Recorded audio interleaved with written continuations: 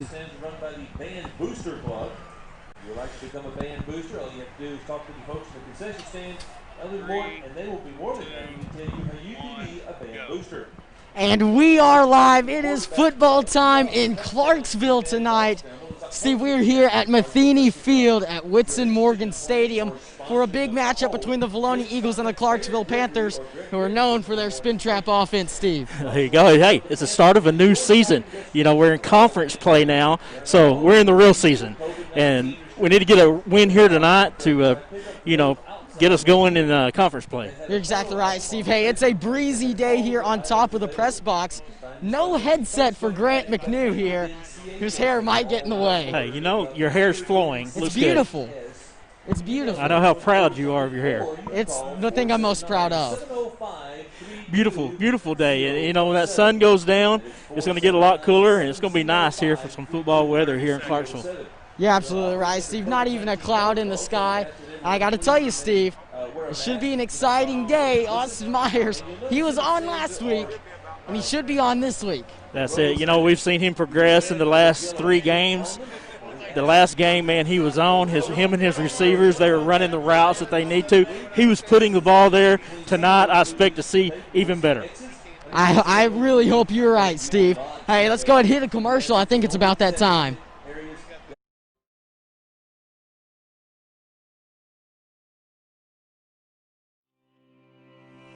Linda Marie's, your one-stop shop for fabric, makeup, jewelry, fall decor, and more. Located on Highway 64 in the Vilonia Commons, Linda Marie's is a hidden gem and a staple of the Vilonia community. Linda Marie's is always showcasing seasonal deals and special offers, so come see them today. Linda Marie's, a proud sponsor of Vilonia Eagle Vision and Vilonia Athletics. D&N Construction has been a proud supporter of the Vilonia Eagles as a locally owned and operated business since 2011. For any commercial, residential, and remodeling needs, be sure to call D&N Construction at 501-796-6316. Once again, D&N Construction is a proud supporter of Vilonia Eagle Vision and the Vilonia football team. Go Eagles!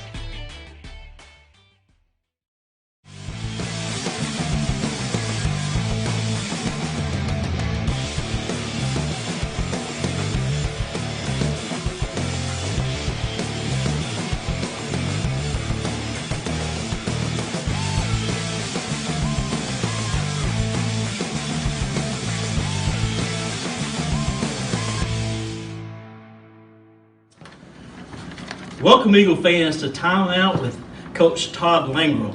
Coach, good to be back. Glad to have you back. Glad you're out of the COVID jail. It's great. It's great to be back. Man, congratulations on a great win Friday night over Russellville. That was a great win. Coming off of the loss of Mall Mill, we had an opportunity maybe to go win that game. Didn't make it happen. This game, it was come down to we made a stop and held on to the victory, and we wished it wasn't that close, but this non-conference season has really got us, I think, prepared to overcome some adversity, put us in some different situations, so it was good to get a win. Well, let's talk about the fake punt there. With about 55 seconds left in the second quarter. I thought that was huge. That kind of broke their back going into halftime. We were able to go down and score. Talk about that play. What went into that decision? Well, we watched on film where they was kind of giving up an edge. That we see the good in the fake punt, but then later on they block a punt. Yeah. We didn't block the way we should have. But it was a close games, well matched up teams. You got to take a chance here and there, and we thought that was a great time to take that chance. And you got an athlete like Jameson Hinesley back there. I mean, he could have very well took that. I mean, so it was a good call for us, and he got the job done. Absolutely. Talk about a win over a bigger school. A 6A school, a town that's bigger than Vilonia, has probably more kids to pick from. Talk about how big that is to get a win over. Anytime you get a win over a team that's a class above you is a positive. And in 2016 they won state championship 6A, so that was a great thing. We play those guys in junior high. We play them, and that's one reason why I want to schedule. We play them in all other sports I thought it'd be good to play that. It's kind of a win-win for us, you know. If you beat them, it's really, really good, and you know, we don't want to say we're going to get beat, but if you get beat, it's kind of what's supposed to happen. So it's a challenge for us, and that's what we wanted in non-conference. Speaking of that, in preseason, is that what you look for to play bigger teams? Well, for me, I go and I hope nobody takes this wrong. I wanted a game that I felt pretty good about winning. I wanted to play some speed out of the Central, and I wanted to play a team that's, you know, is really going to challenge us. And I thought that'd be in Russellville, and Maul Mill's got the speed. So that's the way I kind of went about scheduling this non-conference. Awesome. You know, you get a big win over a team like Russellville that's, you know, a bigger school, bigger, you know, conference. Talk about do you get a letdown after that, and how do you not get, you know, get a Well, letdown? I'll tell you this. Yesterday, we had our best practice of the year. Right. So, and the cool weather had something to do with that, but we come out and the spark was lit early in our practice, and it just went through the whole practice, and it made us feel good. We hope to stack that practice, today's practice upon yesterday's, but that's how you don't have letdowns. You always, you know, if you can build practice upon practices, so on Friday night, you won't have a letdown. Exactly. So, you know, you work hard in practice, that shows on the field. You on better Friday believe nights. it. Uh-huh. Right. Injury bug seems to have bitten us, you know, along with the coronavirus. We talk about that every week. You know, you're going to have players that are going to be out because of it. What players do you look at? Do you look at younger players to step up to them positions? And Always. You know, we should have everybody back this Friday night from COVID. We have one player that has an injury that he probably won't play this week, but everybody else will play. And absolutely, you know, that's what makes a team later in the year good, is because the next man up, you're not losing that much. And we always want our kids to go home from practice saying, tell your mom and dad you did something good in practice. So we want those kids to get in and step up, and we want to have confidence. We have a saying around here, trust plus ability equals playing time. Some kids absolutely have the ability. They just don't want to take that next step and being trustworthy and doing the job. If I knew the answer to that, I'd probably be a millionaire. There you go. All right, let's talk about Russellville game. What highlights did you take away from that game? Number one, 0 turnovers. Yes. That was huge. You know, when you go through a game without any turnovers, you got a good opportunity to win. Austin Myers went 16-19 for 190 yards and a touchdown. You know, we wanted his completion rate to be around 70%. I know that's high, but that's what we want with, the screen game being a high percentage throw. We want that to happen. So no turnovers, and Austin had a great game. Those are two highlights offensively. We're still getting great presence on the defensive side with Campbell Ozier. Ethan Stout came in this week for Luke Truby. So Josiah Nelson is also one. He was the leading tackler last Friday night, and we're getting some good play out of him. So those are some things that went well for us Friday. Awesome. You talk about some offensive, defensive players, which you alluded to. It looks like Austin and the receivers have got their game, they're running better routes. Austin's able to get the ball there. Look much better like that Friday night. Well, it all happens with preparation. And Austin, he knows, and everybody knows, yes. And he's the first one to critique himself, and he doesn't need anybody else to critique him. I can tell you that from a coach's standpoint, but he's the first one in here Monday morning at 7 p.m. or 7 a.m. With Coach Sweeney, and getting some things taken care of that he needs to get taken care of. And yeah, Friday night he did have a great game, and his receivers did do a good job. And we took some, we were playing people both ways a little bit, and we took a little bit of that off of some people, so they were more fresh in the game. Awesome. And, the defense continues to hold up in crunch time. The defense has really played lights out this year, and it's been a highlight. Offense making strides. They're getting to where the defense is. Is there anything that we've done in practice from week 1 to week 4 to help out? No, it's every player, every play. That's what we want to concentrate on. Just do your job. And when we make bad plays on defense, it's probably because somebody's not doing their job, not going in the right gap, or their eyes are not right. So that's the things we concentrate on, and it will continue to get better as the season goes forward. Let's talk about Clarksville. Okay. Tonight. Talk about their offense. What do you see? What does their offense look like, and what are some of their key players? Well, they played 2 games thus far. In their first game against Ozark, they come out in a dead tee. People might be recognize that from the OBB days.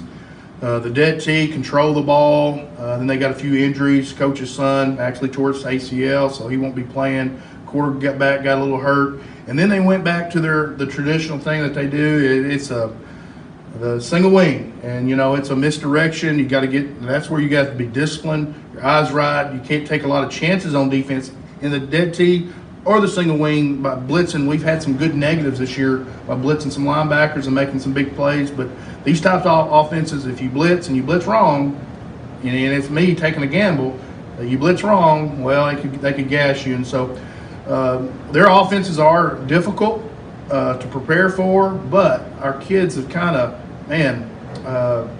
they have handled it well, and we've had some. Like I said, yesterday was a great practice. Awesome.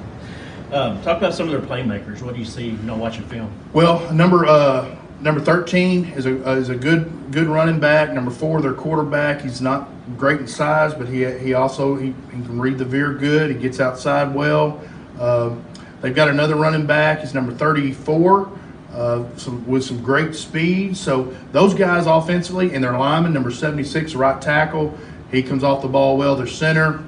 I forget his number right now, but he is a large human being, and he's a great blocker. Talk about their defense. What do you see on their defense? How can we attack? Well, their defense or secondary plays a little bit soft. I think we ought to be able to do some things. We'll be able to run inside and outside zones, especially outside zone. That's a stretch play. I think we'll be able to do that. When their safeties creep up, I believe we'll be able to throw behind them. What's your keys to winning tonight? Well, number one thing, we want to eliminate any turnovers.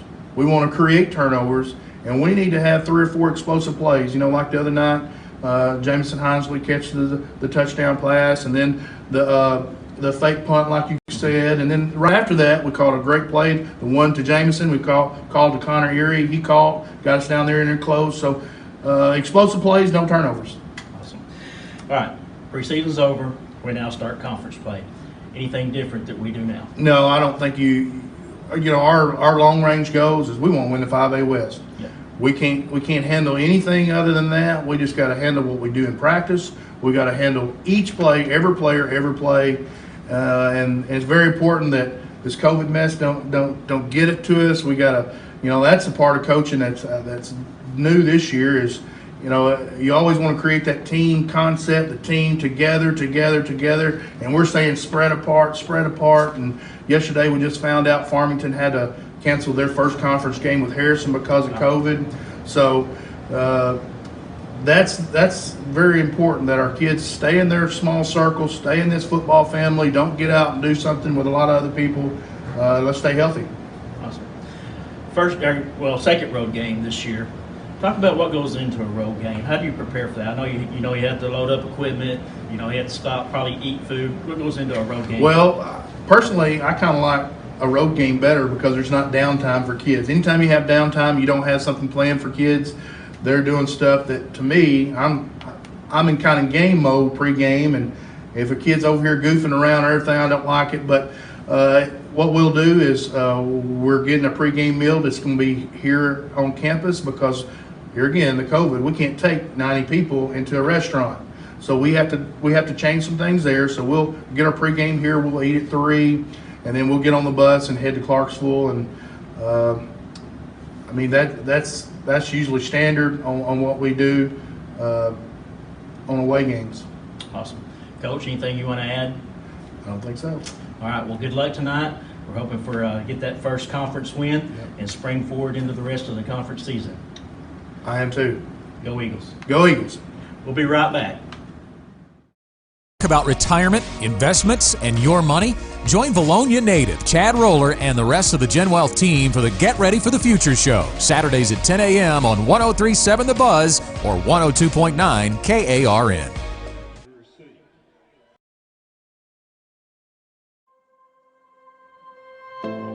Are you looking for a pharmacy that does more than just hand out prescriptions in a paper bag?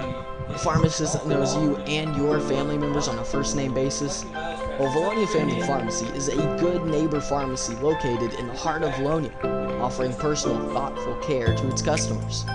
Visit or call today at 501-796-2204 and see why they are so locally loved and trusted.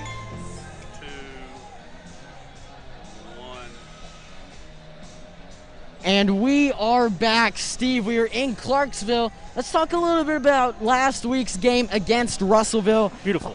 It was a beautiful game for the first half. That first half was a great showing for the Vilonia Eagles. Austin Myers in that first half, I believe he was 11 for 14 with about 100-something yards. He ended the game actually 16 for 19 with 190 yards and 2 total touchdowns. You know, you talk about that first quarter there at Russellville. Man, lights out. You don't want to start a game any better. I mean, go down, take the opening drive for a touchdown. They get the ball. We intercept it, able to go down, make another touchdown. Man, you can't ask for a better start to that, and hopefully we'll see that here tonight. Just that sense of intensity and urgency. If the Eagles come out with that same mindset, this could get ugly for some Panthers. That's it, and, we're coming to Clarksville. In the past, we've had our easy times with them. Let's not think that way though. Right. Hopefully, this game will be done by halftime, but you just never know what's going to happen. Especially with that weird spin trap offense. A lot of times it's either a really bad game for the Clarksville Panthers or it's a fantastic game that goes down to the wire.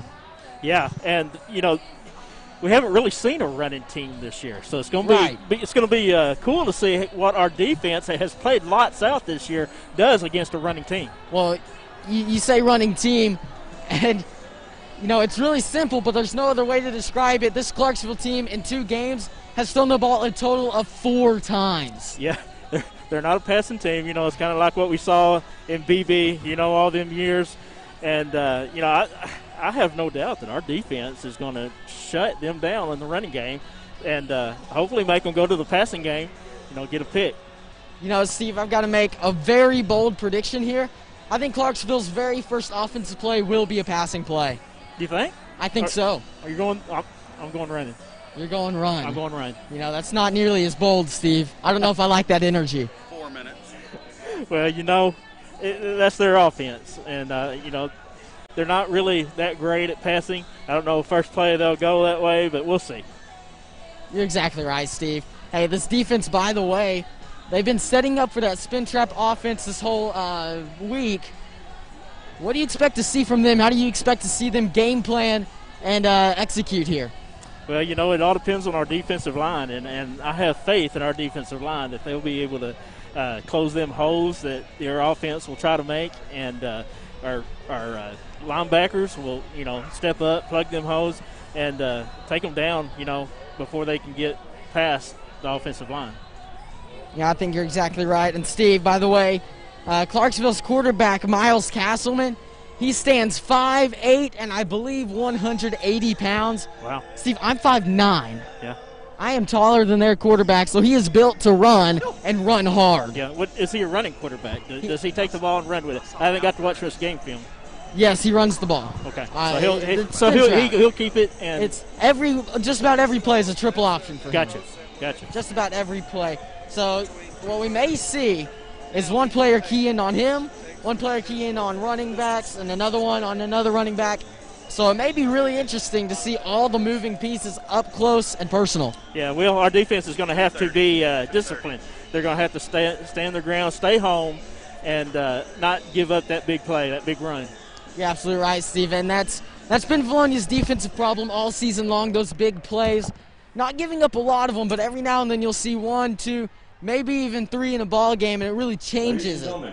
You know what I like? We have, what's his name back that was out last week? Tribbiano, and he's hungry. He's wanting to get out there and play. I expect some big hits from him tonight. Corey Erie is in Steve's ear right now, talking a little bit of crap. The boss, I forgot his name. He's let me know about it. Dear God, the Hammer. That's it, the Hammer. Look, we've got the Hammer. We've got, Nine Fingered Wonder. We've got Stone Cold. We've got Mr. Buff. And we've got the Delivery Man. So, 7.5 fingers. sorely mistaken. We got nicknames for everybody. You're exactly right, Steve. Nicknames are kind of what we do here. But back to this defense. You got Luke Trubiano back. He's going to be hungry. You've got Campbell Ozier coming off of a great defensive game last week. And what a game he had. Oh, absolutely. I think he had 13 tackles and a sack in that game, which was incredible. Yeah, it just, man, some hard hits. You're going to have Jake Fawcett, the secondary back. He was here last week with a couple of huge pass defenses late in the game for the Eagles. Exactly. So, I think we're going to see an exciting game here tonight. I think, this first half, I think is going to be exciting. Hopefully, by halftime we'll have it kind of, done. We'll see. Last year coming here, did we come here? Yes. I can't remember. But, it wasn't done at halftime. We still had a game to play. So going into the second half, they were able to pull away a little bit. So we'll see what happens here tonight. But I expect it to be a great game by the Vilonia Eagles. I would have to completely agree with you there, Steve. I mean, Vilonia's coming out to play. They've got a little bit to prove here. Haven't really performed up to expectations all the way. But you know who will perform up to your expectations? Whichever sponsor we're showing up next. Always. When you're in an accident, sometimes it's hard to make a decision on what to do. At Conway Collision Center, we'd be happy to walk you through this mess. As a family-owned, long-standing company, we walk you through every step of the process while valuing and respecting your car like our own.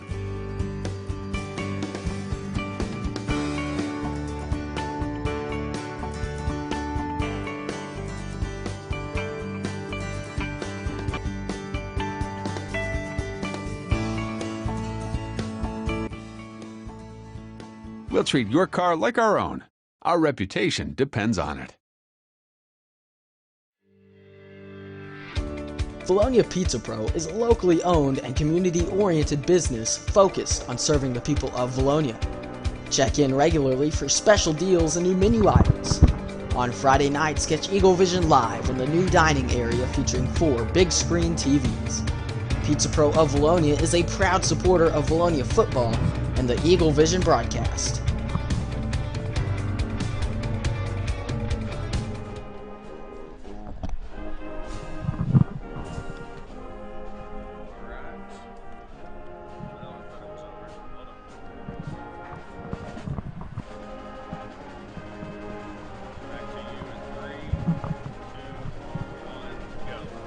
And Steve, we're back. Steve, on the season so far, Austin Myers has 395 yards, 131.67 yards per game, 3 touchdowns, 5 interceptions, but 0 interception in that last performance there. So you got to hope that he continues on that. Following that, you've got rushing stats. Seth Kirk, 76 carries so far on the season with 357 yards. Wow, man, he's tearing it up this year. Hopefully, he's dressed out. Had an injury last week. He's dressed out. We don't know, how much we'll see him tonight, but hopefully we'll see him some. I'd expect to see a little bit lighter load for him. He had, I believe it was 30 carries last week total.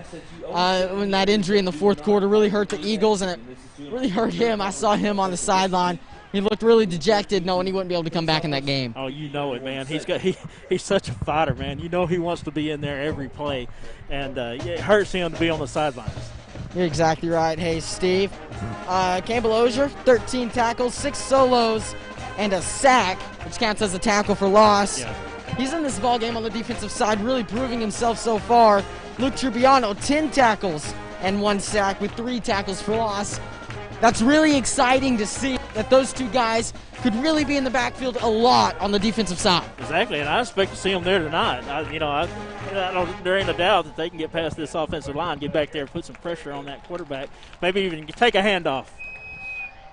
Maybe take a handoff, Steve. That's the energy I like. Yeah, I like it. You didn't give me a bold prediction, but you do give me the taking a handoff from the defensive side of the football. You got to love it. That's Stone Cold Steve Austin. That's it. With the defensive play call. Also, we may see a lot of Josiah Nelson. He's got 1 fumble recovery on the season. The headhunter, he's looking to hit somebody right in the head. And I'm still looking for that pick 6 this year. It's going to happen. Look, you called it last week. I did. It didn't happen, but it's going to happen. I don't know about here tonight. Maybe not tonight. Speaking of Josiah Nelson, I have heard that they've kind of worked him in the backfield this year, this Oh. week in practice. Really? So we could see him at running back. You know, he's got that speed. Man, He's got that want to. And, you know, I watched him back when he was younger in the younger ranks, and, man, he had that speed. Once he got around the corner, there was no catching him. So hopefully we see that here tonight if he gets a chance to get back there and get the ball to him. You know, Steve, that's about what he does on the outside when he's playing receiver. He just runs straight by his guy. No one really able to keep up with him once he gets to that open field. That's it. But, you know, you don't want to run him too much. We still need him back there on the defense and get some of them hard hits that he is known for, maybe get that ball loose. Legal or not. Always legal. All except twice.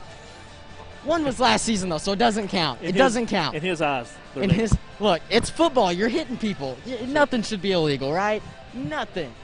Oh, speaking of names we need to mention, Steve, one Noah Newman. We haven't talked much about him. What a season he's having. Wow. Wow. Won a game for us this year. He has a game-winning kick as long as it was 27 yards, Steve. Has he missed? He has missed an extra point and a field goal. I believe both were blocked. Well, he's a great kicker, and you know that winning kick that he made. Talk about pressure. Talk about pressure. I mean, he came in, a young man put that much pressure on him, and he kicked it right down the middle. He delivered. Yes. I mean, he was delivery man too. We called him delivery man for a couple hours. You know, I wanted to call him leg. That was Bryce Garrison back in the day. Yes. So we could call him other leg. I like it. What do you think? Other leg? No, let's go delivery man 2. Delivery man 2. I don't know, Steve. We may have to work on that nickname there for Noah Newman. He's athletic director's son, Mr. Nick Newman, who's doing a great job. AD? Absolutely. Yeah, he's done an outstanding job here. You know, look at the coaches that he's hired, just top notch. And great job Mr. Newman is doing here at the Vilonia School District. And, you know, he's put the coaches in place that can take our athletic program forward. So big shout out to him. Hey, Steve, I've got a little bit of an interesting stat here in the Clarksville offense. The quarterback, Mr. Castleman, he's a senior. He's got 4 attempts passing with 3 completions, so that's 75% completion rating, with an average of 14.3 yards per attempt, 21.5 yards per game, and his longest touchdown is 8 yards. Can you tell me what his QB rating is? I would hate to say, what is it? 149.0. Wow. And that's pretty good. That's pretty dang good. Pretty good. For 4 passing attempts. He is the best quarterback in the state for 4 passing attempts. Be interesting to see how much he goes to the air here tonight. He could surprise us. Mathematically, if they throw the ball every time, they'll win. Exactly. Mathematically, based on the stats this year. And did you know that if they score more points than us, they'll win also? Well, you know, that's not always the case. You think back, I believe it was the Sugar Bowl, it may have been the Cotton Bowl. Arkansas plays Ohio State. Ohio State scores more points than the Razorbacks, gets caught later on playing an ineligible player, and they take away the bowl game. Oh, I see. No one has the trophy for that bowl game. That's right. Can't cheat. Thoughts? It's going to be an exciting night, beautiful night here. We got a lot of fans that have traveled here tonight that's going to see an exciting game, and hopefully we'll have it tied up before halftime. I surely do hope so, Steve. Hey, I'm Grant McNew alongside Stone Cold Steve Austin. Also in the booth with us today will be Corey Erie, Alan Wade, Tim Nolan will be keeping stats for us tonight, and you'll have the one and only Mr. Ben Duff behind the camera. We'll be right back, I believe, with game action. The new Hawks homes, you will be amazed the moment you walk in. Check out our website, take a virtual tour of our homes, see us on Facebook. There are hundreds of floor plans to choose from. Our family team is trained to design the perfect home for you. We deliver anywhere in Arkansas and surrounding states. So come on by and visit the Hawks family today. You'll see why we're Arkansas's #1 dealer, Conway and Little Rock. Hawks Mobile Homes, we're home sweet home.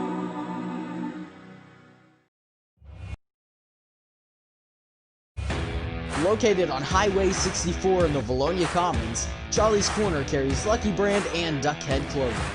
Charlie's Corner also offers Oxford golf shirts and polos. Be sure to check out their Razorback apparel as well as Hey Dude and other top name brand shoes for men. Charlie's Corner, always a proud supporter of the Vilonia Eagles and Vilonia Eagle Vision broadcast crew.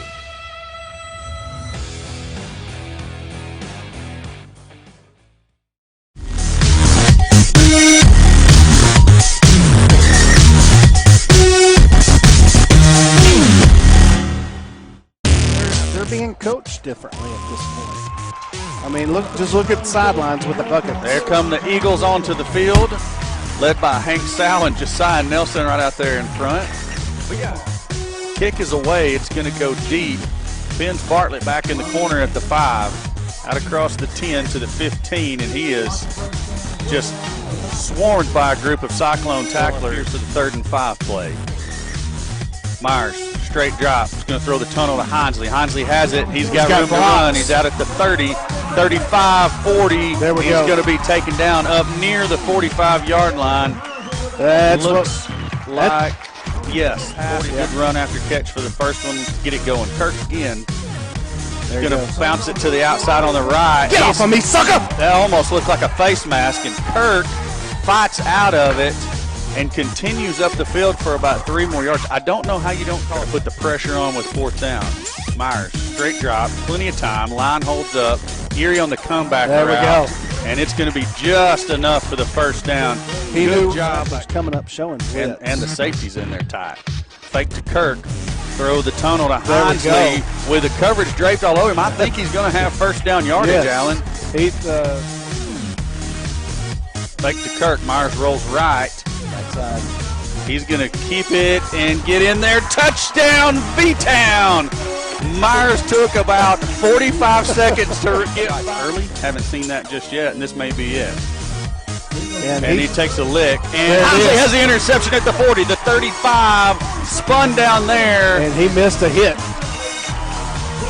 Whitford takes the hit, and Hinsley makes the interception. Eagles are going to have it 1st and 10. That stays in at the sniffer. That's Bartlett in motion. Pop pass to Bartlett. Bartlett's got blocking. He's out at the 20, the 15, 10, and he is tackled from behind, but down inside the 10, it's going to be a 1st and goal. Bartlett from getting 6 was having to cut back inside that block instead of outside. Kirk off left tackle, bounces off of a tackle, touchdown, V-Town. Eagles lead it 13-0. Prime time has come to play. Prime time has come to play. Yeah. We don't want to talk about why we wouldn't, but Whitford is going to be taken down in the backfield. Suplex tackle by Ozier. He came off the top rope for that one, didn't he? Grant having a conversation with Mr. Newman, but he's going to break away just long enough to chat with us. Grant? Guys, I don't know if you saw that move right there, but it's called the slip and slide. I just slipped away, and he was none the wiser. Oh, my goodness. That was good. That was good. I got to admit. I am the delivery man, Corey. You are. Eagle. Myers, quick throw to Bartlett. Bartlett does a good job. Just one what kind of field vision is that? He sees that. He's a tackle away from pop pass to Bartlett. He's looking to get outside. He does. He's at the 40, the 35, tackled at the 30. Yes. First down, Bartlett, and that's going to be 19 yards on with Hinsley. Bartlett, Casper. Myers open at the 15, 10, 5, touchdown, V-Town. Myers to Hinsley for 35 yards and a score, and that was just a little skinny post out. Go for it because we're knowing Russellville is going to get the ball at the half. Oh, it's a fake. It's a fake. That even Hinsley's got running room. He's at the 30, and a first down at the 25. We get the best of both worlds, Allen. Yes. Yes. Like that call even better. Empty set for Myers. Straight drop, plenty of time, loads up. He's going to throw deep over the middle to Erie. What a catch by Erie, the defensive back all over him. That's that post route that him a little skinny post. Archer's in at the fullback position. Archer is the sniffer. Myers gives to Kirk. Touchdown, B-Town. Yes, sir. With 2 ticks Great left. run by Seth Kirk. Great blocking by the line. Ozier sticking his head in there, powering through. Whitford straight drop. throws. Nice job, Lovelace coming up and making a sure tackle immediately on the reception. Seth Kirk. Good job. Good cutback. Kirk with a 10-yard run, an 11-yard run out to the 41-yard line. First down for the Eagles. Prime time doing what prime time do. That's a delay of game. That's a delay of game. He reached for his flag and then he left it in his pocket. He got a receiver open. Nice job by Jake Fawcett to go up and knock it down. And I mean, man, right at the right time. Anytime. 6 seconds still on the play clock. Myers straight drop. Loads up. Throws to Erie on the comeback. Great job by Erie to shake the first tackler. Puts his head down, fights forward for another yard out to the 45. Schultz giving chase. We missed him. Hey, we got him that time. There was too many Eagles back there. Jaquilla Lovelace, Killer Schultz. Graham down here at the bottom of your screen for Russellville. That's a straight drop. He's going to get, yes! Great job. Archer had him. Whitford escaped, and Archer never gives up. It comes back and makes the sack. Big play. To make sure we had the right play call in. Coach Swinney getting his troops together. Fake the pop pass. Give it to Kirk straight up the middle. He's face masked. There it is. He picks up the first down anyways, and he's going to get some extra yards on the end of rocking right now. Whitford straight drop. Eagle pressure. They got there. Yeah! Big hit. Who was that? Archer? Archer laying the wood to Whitford, and Whitford is slow to get up, but his coach is saying, "You want me to go snap the football?" You need me.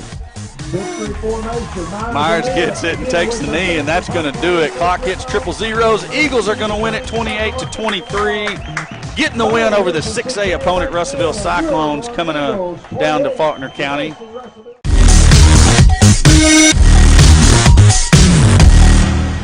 For the visiting Vilonia Eagles.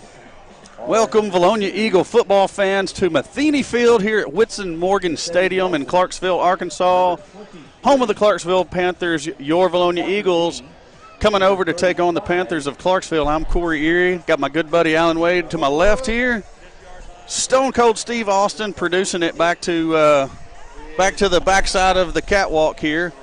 As always, Grant McNew will be patrolling the sidelines. We got Ben Duff on the camera up top, and we got Tim Nolan on stats over here in the booth next to us.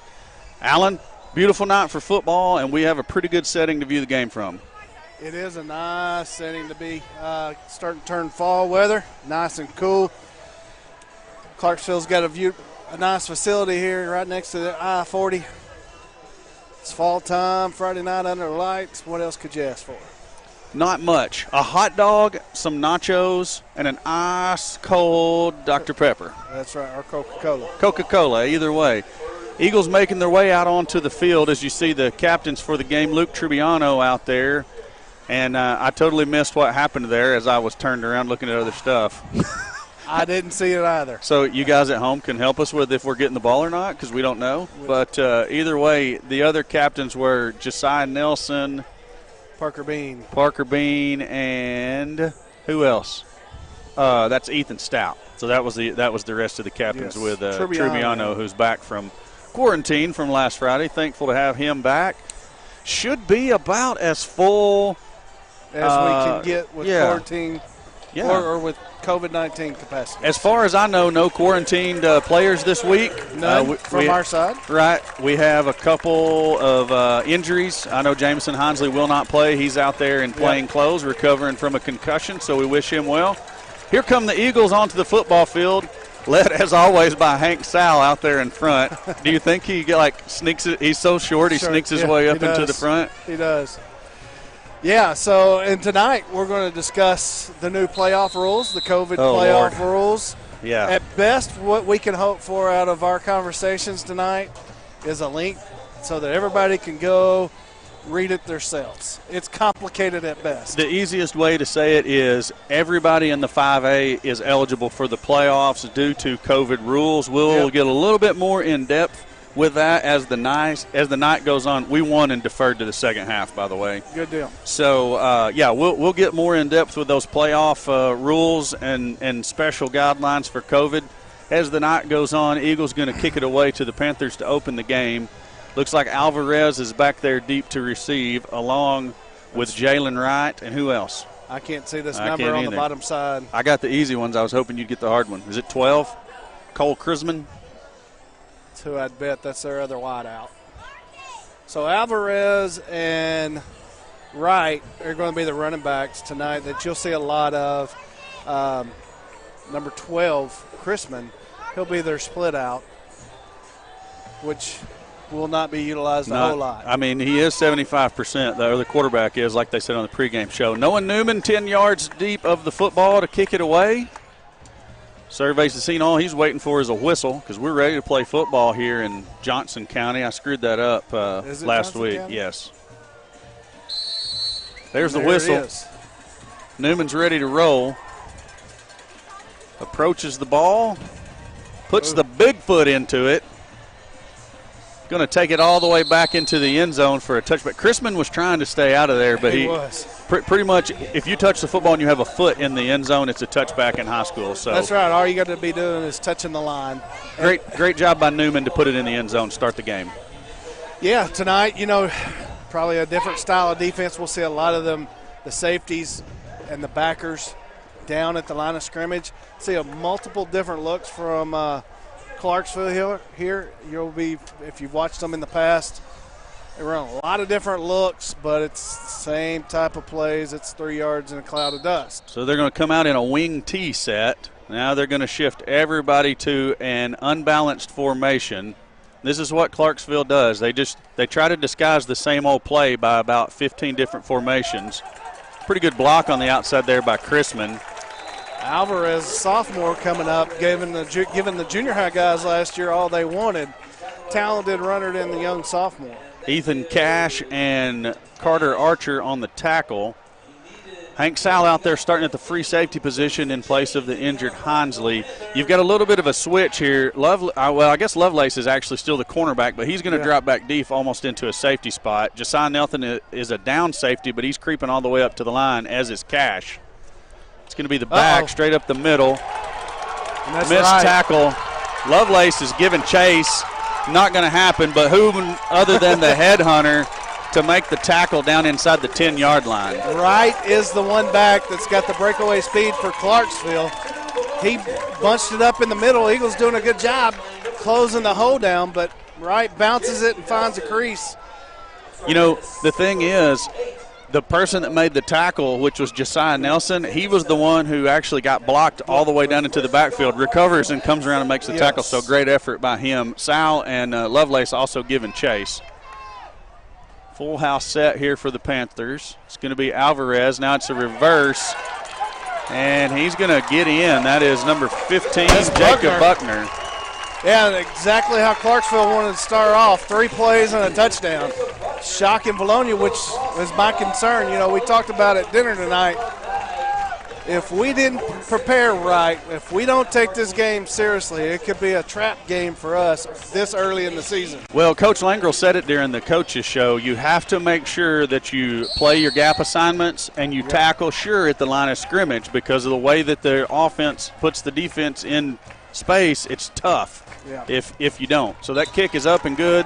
Clarksville Panthers lead at 7-0, and we're going to take a commercial break real quick.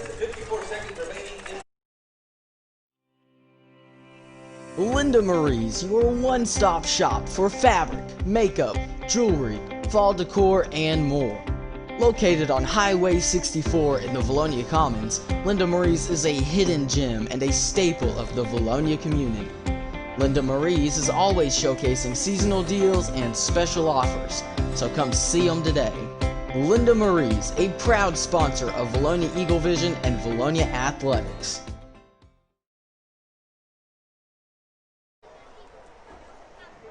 Back to the field. Eagles set to receive the football, trailing 7-0. A minute 6 into the ball game. And the kicker is one of our old favorites from a couple years back in junior high. Well, is he the kicker or is he? Yes. Number 17. Ishii. And if we've got any Clarksville fans tonight, we're going to go ahead and apologize. There may be some names that trip us up. That's a short kick.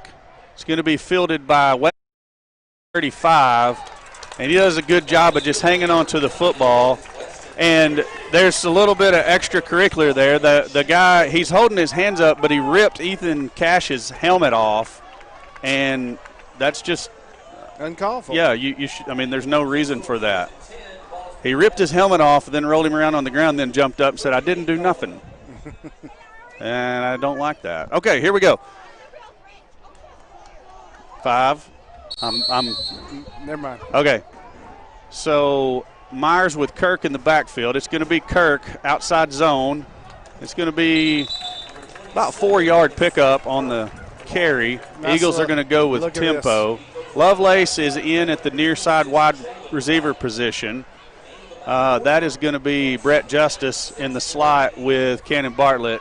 Connor Erie up top. Kirk still in the backfield. Myers has it. Gives to Kirk. Outside zone again.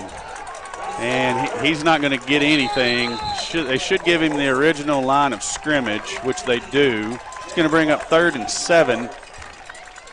They're going to hit. He's going to lose a yard. Clarksville doing a good job coming down on our run plays so far. Empty set for Myers this time. I believe we've got an extra lineman. 3 up top. Quick throw to Justice. He makes the catch. He's going to have the first down yardage, just a little stop route. Perfect, easy throw for Myers, puts it on the money. And you're going to see Josiah Nelson check into the backfield this time as Kirk goes to take a little break. A little change of pace. Eagles moving with a little tempo. It'll be Nelson off the right side. And every time he has a crease, we're going to get a little bit excited because we know not that Kirk is a slow back. I mean, look at nobody on the team has Josiah Nelson speed. I'm just going to go ahead and say it. Led by Hank Sal and Josiah Nelson right out there in front. He don't mind running over somebody either. Kick 3-yard away. pickup. It's going to go 7.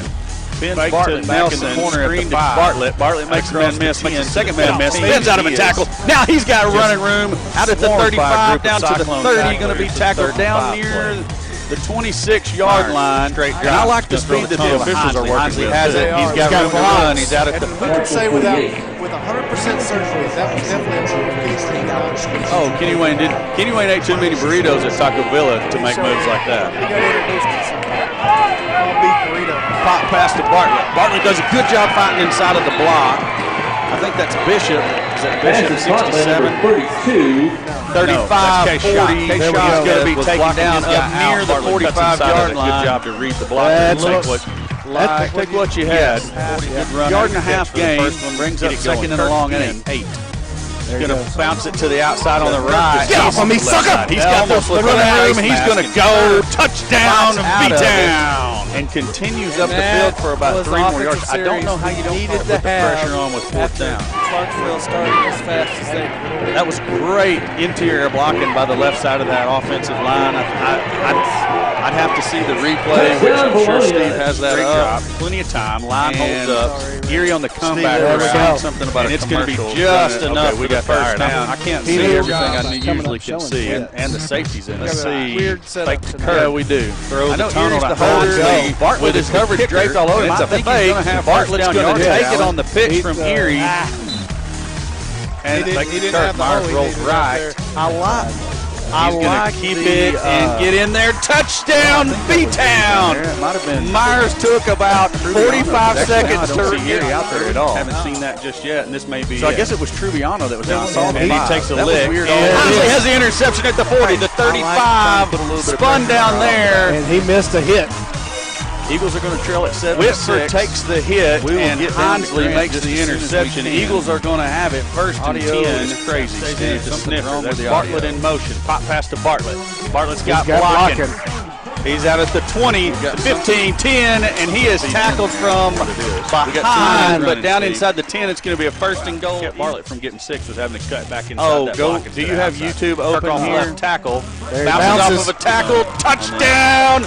V-Town. Eagles lead it 13-0. Prime time has come to play. Prime time has come to play. We don't want to talk about why we would. We're good now. Sorry about that. How about now? Whitford is going to be taken down in the backfield. Anyway, suplex tackle by 06. Coming. Grant, I came off the top rope for that one. Technical difficulties going on up here. I'm having a conversation with Mr. Newman, but he's going to break away just long enough to chat with us. Grant? Guys, I don't know if you saw that move right there, but it's called the slip and slide. I just slipped away, and he was none the wiser. All right, Newman's going to kick it away. We got it, guys. We understand that the audio's bad. We're working on it. Newman puts the foot into it. And they're just going to let this one bounce and go into the end zone. That almost died, didn't it? Yes. That was almost a mistake. That was almost a mistake. Next kickoff, drop that sucker at the 5 with a little backspin on it. Yeah, it was kind of just standing up on its end, spinning. I like it. Once Alvarez, Wright, and Chrisman, once they seen it went over their head, they didn't pay it no more attention. So if we could have got some backspin there about the 1 or 2, could have been set up for business. All right, guys, anybody listening at home, 1 or 2 of you, tell me if the audio's better, not all 12 of you.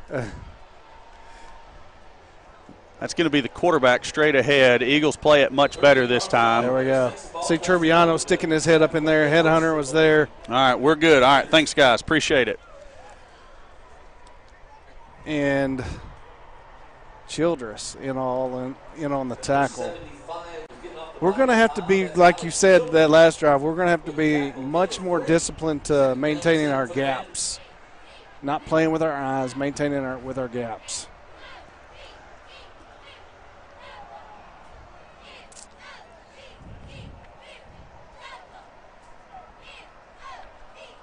Quarterback keeper off the right side.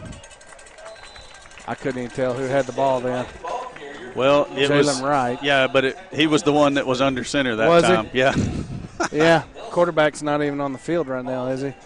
I mean, Alvarez is out there, and we know sometimes there comes Chrisman now. So. Yeah. No, Chrisman's still on the sideline right there, number 4. Well, Chrisman's not the quarterback that I was talking about. Castleman. Castleman. Castleman's on the sideline right now. Okay. So you got Alvarez and Buckner in the backfield, and that's that no center. Yeah, they don't line a quarterback up, so you don't know who the snap's going to. But right. Whoever gets it, that's who's going to keep it, unless they do the reverse like they did on the touchdown. With the wing back there. Yep. Yeah. So it's for lack of better term, the old pro style set, 2 running back split. Over the guards. I thought, okay. It's what I used to call a pro style set. Okay. I'm thinking more traditional pro set, single back. Well, they faked the spin trap, but they gave it on a reverse. Lovelace had an opportunity and just didn't make the tackle. That's Buckner on the run. We're going to have to wrap up. Like Coach said, I believe he said in his coach's show, they're going to have to get there and they're going to have to wrap up. Yep. We're there. Lovelace is checking out of the game. Bartlett checking in. It looks like he's just a little bit slow getting off, so Bartlett does check in for Lovelace. Maybe he's just upset on that he missed that tackle. Could be. It's possible. Hey, it's all right. Next play. There you go. 1st and 10 for the Panthers. Still no actual quarterback. It's going to be Alvarez off the left side this time. And they're averaging in their first 2 ball games. They missed a week. They missed week 1, so they're 1-1 on the season. They beat Pottsville last week. Week 1 they lost to Ozark, but they've got 470 yards of rushing. So they're well over 235 a game, and so they're averaging about 4.5 yards a carry. So. That averages a first down every 3. That center is a hunk of a man. He is. He is their biggest lineman at 301. Spin trap. That's 26. That's that running back you were talking about, Jalen Wright. Mr. Powell is their biggest lineman, number 67 there. No, I'm not going to butcher his first name. So he comes in, according to my stats, he's listed at 301. We'll call him Mr. Powell. I'm not going to try it either.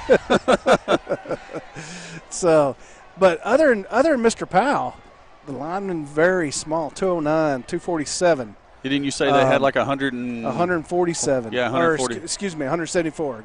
That's got to be that right guard. He doesn't look very big. Is that 64? Mr. There's that unbalanced set again. He's off. He got it set. It's going to be Alvarez. He's hit at the line of scrimmage. Good job by the rest of the Eagles to come in there and clean that up. He's going to get a couple, but it's better than the last time they ran that play. Yeah, and really this is they've got a fairly decent kicker, but I don't think they're in his range yet. They've got the he-she. E-she. Not he. Not he. E. E-she. It's E-H. Yes. Drake and I assumed a few years ago in junior high it was E. We really don't. I don't know for sure. That's just what I'm going with. So if Mr. and Mrs. She is listening at home, I apologize for mispronouncing his name. Okay, so the Panthers are going to take a timeout, and with that, Grant's down there at the 10. He's down by the interstate. Grant, let me turn your microphone on. What do you think, bud? Corey, I'm really glad you said I'm by the interstate because life is a highway, and I'm going to ride it all night long. Can you tell me who the original singer of that song was? The name slips my mind. Tom Cochran. Well, I wasn't even going to guess because if I get it wrong, that's worse than just not knowing. True. I mean, you could have went with, what's that country? There's a country brand that remade it. I would have given you like half credit for that. Yeah, but do I really want half a credit? I'm going all or nothing here, Corey. You are the delivery man. Hey, Corey, the Eagles looked good on that offensive drive, by the way. Austin Myers making something happen on that screenplay. Cannon Bartlett is shifty as always. Spin moves are back in style. Oh, that was a beautiful spin move. He had already shaken 2 tackles before he spun out of the third one. Give the man three broken tackles on one run. Hey, it's hard to bring him down.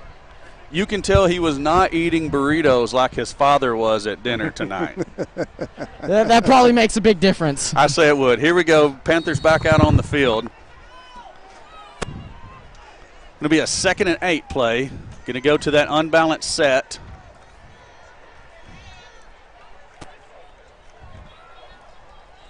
Spin reverse. Buckner. Where's there in the backfield? Yeah, and these guys just run hard. That's all there is to it. Well, they run a lot, and they're good at it. So that's Buckner. He's got a brother. You'll maybe see him on the screen, number 7. He tore his ACL. He's the other Buckner, but you won't get to see him tonight. He's the bigger of the two, isn't he? Or was it the older brother that was the really – one of them was really big. They're listed in Max Prep. There's both juniors. I'm saying bigger in stature. Oh. Stand by. Okay. Jacob, the one on the field, is listed at – Alvarez, straight keep off the right side. Nice tackle. Who is that getting up off of there? That's the headhunter. That's the headhunter. When he makes the lick, he makes you realize you got licked. He's laying it down. Enough yardage for Clarksville to pick up the first down, though. Jacob.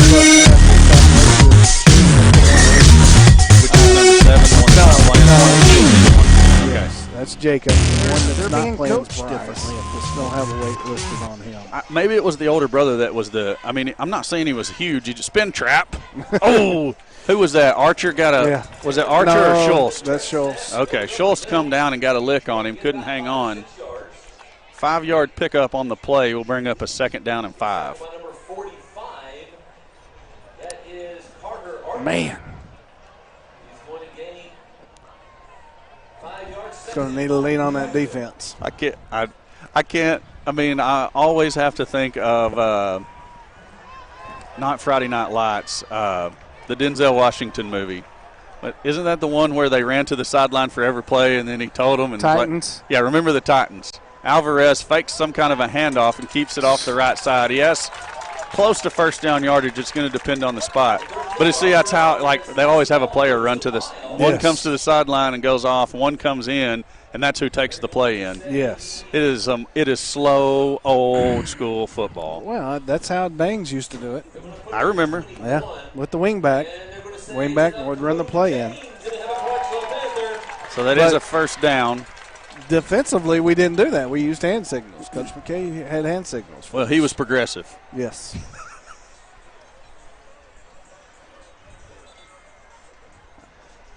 Coach was asking for the clock to run.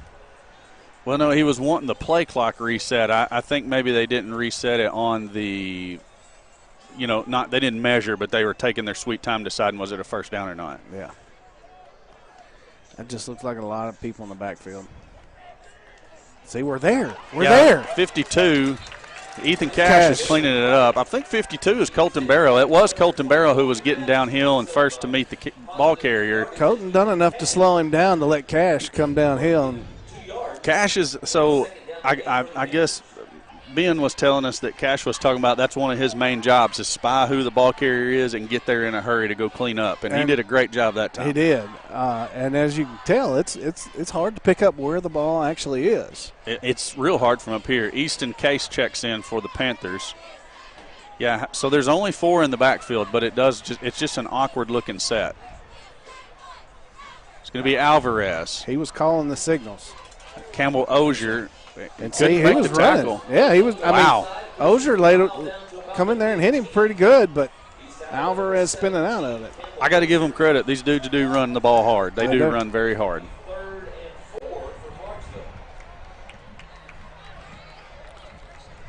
Chrisman's going to check in for Case this time.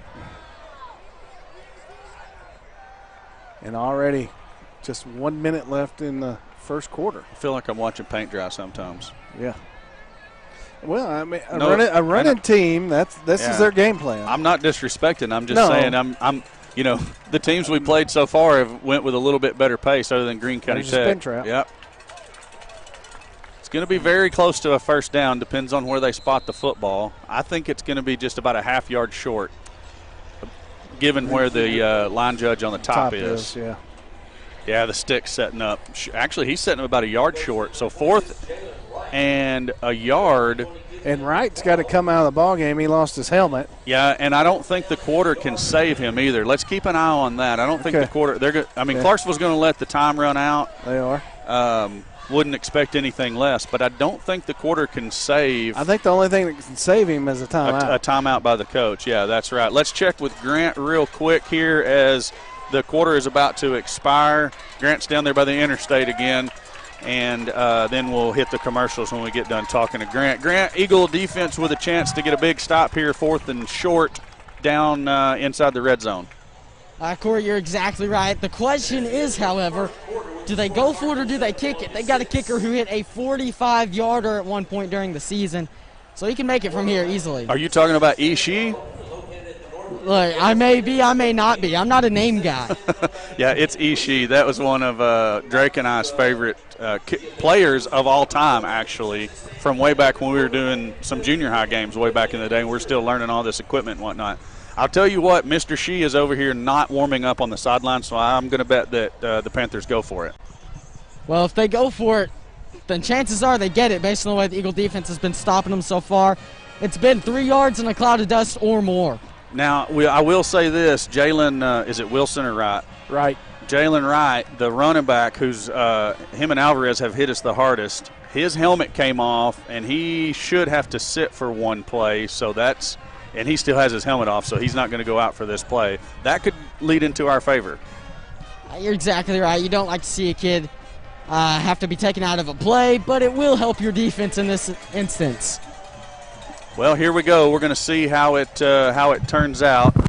Panther offense comes onto the field, and I've got some stats for us to go over here in just a moment after we see what happens on this play. It's going to be Alvarez, and who else is back there with him? Can't see it. I can't see the number either. It's going to be straight ahead by number 28. I think he's got the first down. Oh, yeah, he's definitely got the first down yardage. Eagles offense on that first drive. Myers was 3 of 3 passing for 25 yards. Seth Kirk 4 runs for 29 yards and a touchdown, and Bartlett had 2 receptions for 18 yards. So that was the first quarter unofficial stats. So 1st and goal, just barely inside the 10-yard line is where the Panthers are set up currently.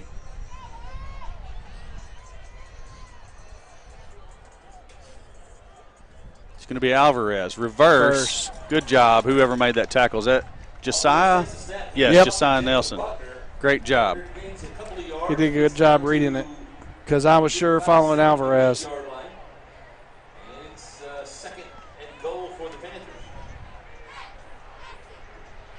made by number 2, Jesse Nelson.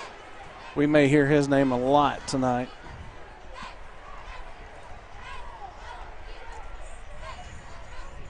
You over there checking? Yeah, Eagles are in all white. There was a question on the Eagles are on defense. They're in all white. Clarksville's in all red.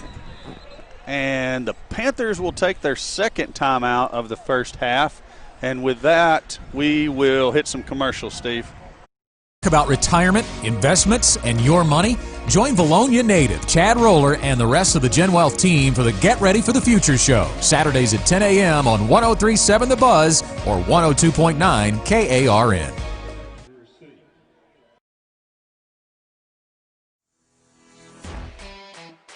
D&N Construction has been a proud supporter of the Vilonia Eagles as a locally owned and operated business since 2011. For any commercial, residential, and remodeling needs, be sure to call D&N Construction at 501-796-6316. Once again, D&N Construction is a proud supporter of Vilonia Eagle Vision and the Vilonia football team. Go Eagles!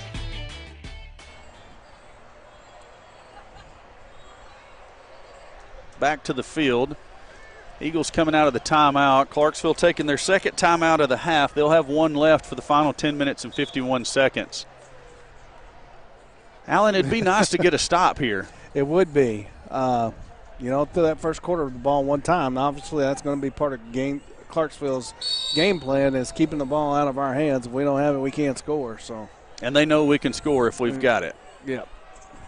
Clarksville's going to shift to the unbalanced set. See, now that the way I look at that, they've only got 3 guys in the backfield. It's going to be Alvarez looking for room on the right edge. He's going to get there. Touchdown, Panthers. He did a good job. Dadgummit, that scared the crap out of me. Looking the other way, not expecting that. Did a good job just stretching it out. They were able to seal that edge off, and the Eagles weren't able to get out there and close it off. Yeah, Eagle defense is going to have to come up with some kind of I wanted to say plan. That insinuates the coaches are not getting the right place. That's not what I'm saying. No. Eagle defense is going to have to figure out how to get there and make tackles a lot quicker than we are right now. Because we're getting there.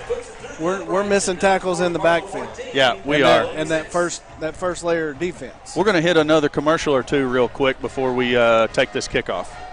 You and your family members on a first-name basis? Well, Vilonia Family Pharmacy is a good neighbor pharmacy located in the heart of Vilonia, offering personal, thoughtful care to its customers. Visit or call today at 501-796-2204 and see why they are so locally loved and trusted. Back to the field. Ishii to kick it away for the Panthers, who lead your Vilonia Eagles by a score of 14-6. And Alan, like we were saying a moment ago, being able to score points is not necessarily what we're concerned about at the moment. That first drive, we just took it right down the field, in 6 or 8 plays and scored. It may have been more than that. I'm just guessing. Right. But failed on the conversion, so you might be chasing those points for a little while. But the defense is going to have to come up with some way to stop. That's going to be Weston English couldn't handle the ball initially, falls on it wisely. Eagles will get it just inside the 32-yard line, I think is where they're going to put it down. And defensively, we're just going to have to come up with some stops. We're going to have to identify where the ball is. Coaches are getting us in the right spots to make the tackles. We're just going to have to execute the tackles at this point. Get there and wrap up. Get there with bad intentions. Here he's going to be split out to the bottom side of your screen. Myers in the backfield along with Kirk. Who's that up at the top? Can't see. It's going to be the screen pass out to Kirk. Kirk's got the edge. He's going to be ridden out of bounds after about a 6 or 7 yard gain. That was just a quick hitter. Yeah, just toss it out to the flats and go get what you can get. Great job by Seth Kirk. That's the old quick pitch right out of the wing tee. That's Vines up at the top. I'm not sure. I hadn't seen the number yet. Josiah Nelson. Not much room on the right side there. Got back to the original line of scrimmage. We'll bring up 3rd down and 3. He was a little slow getting up there. I thought, uh-oh. He's all right, though. Kirk's going to check back in for the third down play. That is Vines and Justice split out up to the top of your screen. Bartlett in motion. Pop pass to Bartlett. Bartlett looking for room. Cuts it upfield. He's going to have the first down yardage and then some. Good job by him. Erie had a good block out here on the edge. His guy is getting up off the ground and putting his shoe back on. For that pop pass to work like that, you got to have good wide receiver blocking. Whoever was the inside receiver on this side had a good block too. That was Kirk that come out and sealed that edge. I knew there was another good block. I just didn't see who got there. Myers, straight drop. He's going to throw it out to Vines. Vines hit immediately. Does a good job of hanging on to it. They're going to give him 4 yards out across the 50 to the 49-yard line of the Panthers. That was almost bad. Kirk gets enough of Buckner to slow him down. Buckner otherwise had a plain sight. Bunch set to the top. Myers, straight drop. Throws the out route to Erie. Erie turns it upfield. He has plenty of room for the first down. Gets all the way out to the 35-yard line. I think the tackler's acting like he took the worst of that. He's still limping around. He's like, what did that little dude do to me? He may have got hit by his own man. There's like 3 red jerseys there. Fake to Kirk. Myers rolls right. He's got Erie again. Erie's going to need to get upfield. His momentum was taking him the wrong way. He could have ran forever the other way. Yeah. Yeah, he had it. I mean, somehow makes 3 yards out of it. I don't know because he ran about 15 to get 3. Myers quickly with everyone to the line. Gives to Kirk. Kirk straight up the middle, puts his head down and powers forward. You got to love the hard running by Seth Kirk. And you see the difference in that dive play versus the dive play on the first series. Yep. Well, we've hit some of those passes to kind of open that middle up just a little bit. That's how that passing game complements the rush game and vice versa. 3rd and 3 at the Panther 29. Myers has the ball. Fakes to Kirk. He's going to throw Vines. Yeah, the tunnel to Vines. Vines is still up. Oh, my gosh, that's a terrible call. He landed straight on the back of the tackler. That is no good. You know what I like to see? Vines had the mentality that he wasn't down and he kept going. Oh, man. First down for the Eagles. Good job by Vines to have the wherewithal to get up and get going again. Myers quickly has the ball. Throws it to Vines again. Quick. Just a little straight screen pass and there. Vines is going to end up forward. Yes. It's going to be another first down, I believe. That was a gnat hair away from being a pick 6 for Buckner. Clarksville's got him. Injured player. Let's hit Grant real quick.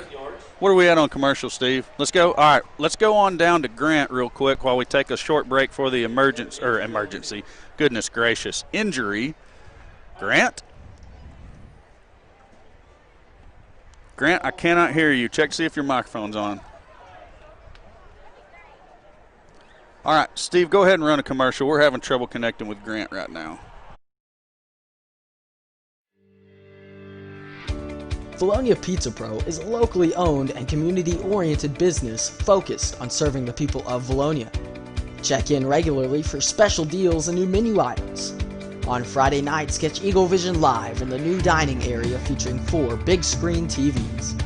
Pizza Pro of Vilonia is a proud supporter of Vilonia football and the Eagle Vision broadcast.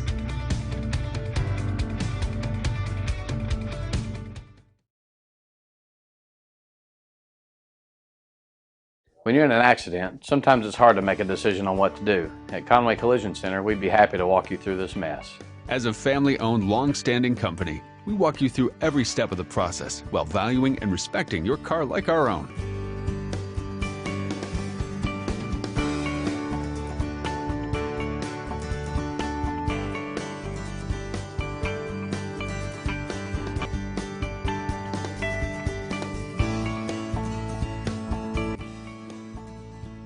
We'll treat your car like our own. Our reputation depends on it. All right, we got Grant connected finally. Sorry, we had to move him around to the back of the end zone as they continue to attend to the injured Clarksville Panther player. Grant, Eagle offense continuing to just march the ball right down the field. You're exactly right, Corey, and in all honesty, I want to talk kind of quietly. I hope you can still hear me because it's very quiet down here. Jack Vines never went down. Oh, yes, you should have heard our reaction to that call, we'll say. Yeah, temporary student section down here in Ashland Cash was going to jump the fence and throw a punch. Yeah, it was pretty clear from where we were. I mean, it was very obvious. In the name of player safety, I can kind of understand, if you think that, they are going, okay, yeah, so looks like we're going to have an extended break here. So, Grant, if you want to move like on over to the other side of the field goal here, just to make sure we keep the right things in and out of the picture. But anyways, yeah, that's what we were saying. He never went down, and great job by Vines to have the wherewithal to just get up and take off running again. Right, and I think the main issue with calling him down so quickly is that it wasn't he held there for a while and then got up. It was a very quick roll over for Vines, and he was up on his feet probably less than a second. Right, that was the thing. It was such a quick play that it was like it wasn't, you understand that, well, I don't understand. I guess sometimes you see, the officials hold a whistle for way too long while a back is stacked up and maybe even a fumble happen out of that, versus you get that super quick whistle on that right there when he wasn't even down by any set of rules that you can imagine. High school, college, NFL, it doesn't matter. I mean, you're exactly right. It's just inconsistency, and it's the same referee. I think he missed a block in the back on the very first play against Josiah Nelson. So you may want to keep an eye on him. He's done a pretty good job overall, but just some key misses there. Yeah, and I mean, we're not trying to just we're not playing bash the officials. I'm sorry if it sounds like that. We're trying to fill time while they attend to an injured player here on the field. Grant, if you want to hold your spot, we're going to take a quick commercial break, and then we'll let you join us in a discussion of new tiebreaker/playoff rules. Wow, okay. All right, Steve, hit me with a commercial and we'll come right back. Hold your spot, Grant. The new Hawks homes, you will be amazed the moment you walk in. Check out our website, take a virtual tour of our homes, see us on Facebook. There are hundreds of floor plans to choose from. Our family team is trained to design the perfect home for you. We deliver anywhere in Arkansas and surrounding states. So come on by and visit the Hawks family today. You'll see why we're Arkansas's #1 dealer, Conway and Little Rock. Hawks Mobile Homes, we're home sweet home.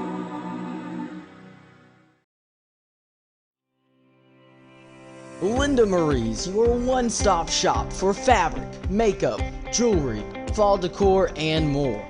Located on Highway 64 in the Vilonia Commons, Linda Marie's is a hidden gem and a staple of the Vilonia community. Linda Marie's is always showcasing seasonal deals and special offers, so come see them today. Linda Marie's, a proud sponsor of Vilonia Eagle Vision and Vilonia Athletics. All right, back to the field. And Grant, I'm going to have to hold this thing a little close so you can hear Alan when he talks too. But there were 2 5A games canceled tonight due to COVID-19. It was Farmington and Harrison was canceled by Farmington. Yep. Right. So Harrison's playing Ozark instead. And then Magnolia and Texarkana was canceled by Magnolia, so Texarkana's playing Fort Smith Southside, I believe, is who they picked up. So thank goodness they got to pick up some games. So with that being said, with cancellations of conference games, it brings into play these new play-in games, correct? Yeah. So basically everybody in 5A now is playoff eligible regardless of record. And Alan, you can jump in if I'm saying anything wrong. No, go ahead. So everybody's eligible regardless of record. They have an option to opt out of the playoffs by a certain date. Yep. And so then basically the rest of the conference games are going to be played in all the conferences. Teams will be seeded accordingly 1 through 4, but then all of the other teams will either fill spots that teams that are seeded 1 through 4 can't fill due to COVID cancellations or otherwise opting out, which I can't understand why you would opt out if you actually make the playoffs. And this is going to sound crazy, but there's going to be three scenarios time-based. So the deadline to opt out is October 26th. Everybody's in until they opt out then. Right, yes. So if all 32 teams, we'll just take hypothetical, all 32 teams in the 5A want to play in the playoffs October 26th. Therefore, it just extends the playoffs 1 week. Yes. 1 through 4 will be seeded as normal. It goes conference record, head-to-head, tiebreaker points, coin toss, and then a coin toss. And that's the normal way that everybody decides seedings 1 through 4. The question becomes now, what do you do with 5 through 8? Yeah, so that's where the play-in games come, Grant. I don't know how studied you are on this. So I mean, feel free to interject anytime. Yeah. Now I've got a question. I don't know if you guys know this or not, but say someone would be in with record regardless of cancellation game differences. So like if Farmington cancels a game, that if they had won, they'd have been in the playoffs instead of whoever's at a 4 seed. Is that the only team that could say get kicked out by a play-in game? No. So if you're not in if you're not one of the 1 through 4 seeds, you would be in a play-in game. But also, it gets very weird and very complicated at this point. There's only 16 slots in the playoff bracket. You add the extra week to get the play-in games. Well, some of the lower seeds are going to be pulled from their original spot in the bracket and backed up into a play-in game potentially. So you could see depending on numbers. Yeah, depending on how many teams actually, don't opt out. So you could potentially see all of the 4 seeds and maybe all of the 3 seeds being pulled out into play-in games. Potentially, yeah. And so the second time frame is the 27th through whenever the bracket is published. The 27th of October, right? Yes, yeah. the 27th of October. Then, if teams opt in or opt out in between that time because of unforeseen reasons, that's when the drawing comes into play. Again, we can't get particular because we don't know numbers, but there's a drawing for seeds. Right. So basically, well, no, there's no drawing for seeds. There's 5 through 8. Yeah, there's a random drawing of which of the 4 seeds has to play one of those play-in games. Is what the random draw is. Yeah, I mean it's crazy. It is. So a 1 seed could end up playing a play-in game, is what you're saying. By Yeah. Okay. So the easiest understanding. way to assume this is if all 32 teams in the 5A, which there's actually only 31. Weird year. If all 31 want to play, then there's going to be one number 1 seed that doesn't have to play a play-in game, and everybody else has to play play-in games then. Yeah. Wow. That's wild. It's extremely confusing, and the more you study it, the more you can have your mind blown by trying to read through this and think about scenarios. Right, but the crazy thing is it's necessary, right? I mean, you have to do that. Maybe? Kinda. Question mark? The best live chat of the night says, Greenbrier might have to opt out. No way they want to take 2 whoopings from V-Town in the same year. Wow. That did not come from one of us. That came from the live chat. Just saying. That person may have just won the live chat. Oh, they win the live chat for tonight for sure. Maybe all year. That's incredible. Wow. So the third scenario comes into play after the bracket is published, and there's a team that opts out at that point. Then it becomes whatever team opts out, the team that they were playing just moves forward in the bracket. They forfeit the game. Right, because at that point you've already got your play-in game set. Yes. And everybody knows where they're going. So, yeah, if somebody pulls out after the bracket's out, then it's just, okay, now it's a forfeit. Because before all of that, these are called no contests, not forfeits. So, so like the Farmington-Harrison game and the Magnolia-Texarkana game are officially ruled a no contest. So it doesn't hurt either team. It doesn't help either team. Correct. And do you want to read that, Tim? It is. We'll try to post a link somewhere, maybe on our Facebook page, to the rules so everybody can read them. Yeah, I'll get it to Steve, and we'll get him to post it on the Eagle Vision Facebook page. It's on the AAA website. At best, not knowing the numbers is where your mind kind of just goes crazy, and it's hard to wrap your mind around it. I would say the easiest thing for everybody to understand right now, prepare for a non-traditional playoff, because there will be teams that would not have otherwise gotten an opportunity to play a playoff game. They're going to take their chance this year. And why not? Oh, yeah. I mean, yeah, it's a free game. It's a free game of football. Now, it could be, there's a lot of scenarios of why you wouldn't want that to happen. But either way, it's going to be a weird year. Grant, looks like we're ready to play some football. All right. So wish the best for that young man. I didn't catch a number, but Hope everything works out for him. Never want to see anybody get hurt like that. So, nonetheless, it's going to be Vilonia ball at just outside the 10, it looks like. First and down. They can pick up a first down at the 1. It's going to be Kirk off the left. Great run by Kirk. He's going to pick up 5 off that left edge. And looks like we picked up where we left off. Vine stays in up there at the top with Justice. Erie and Bartlett down at the bottom.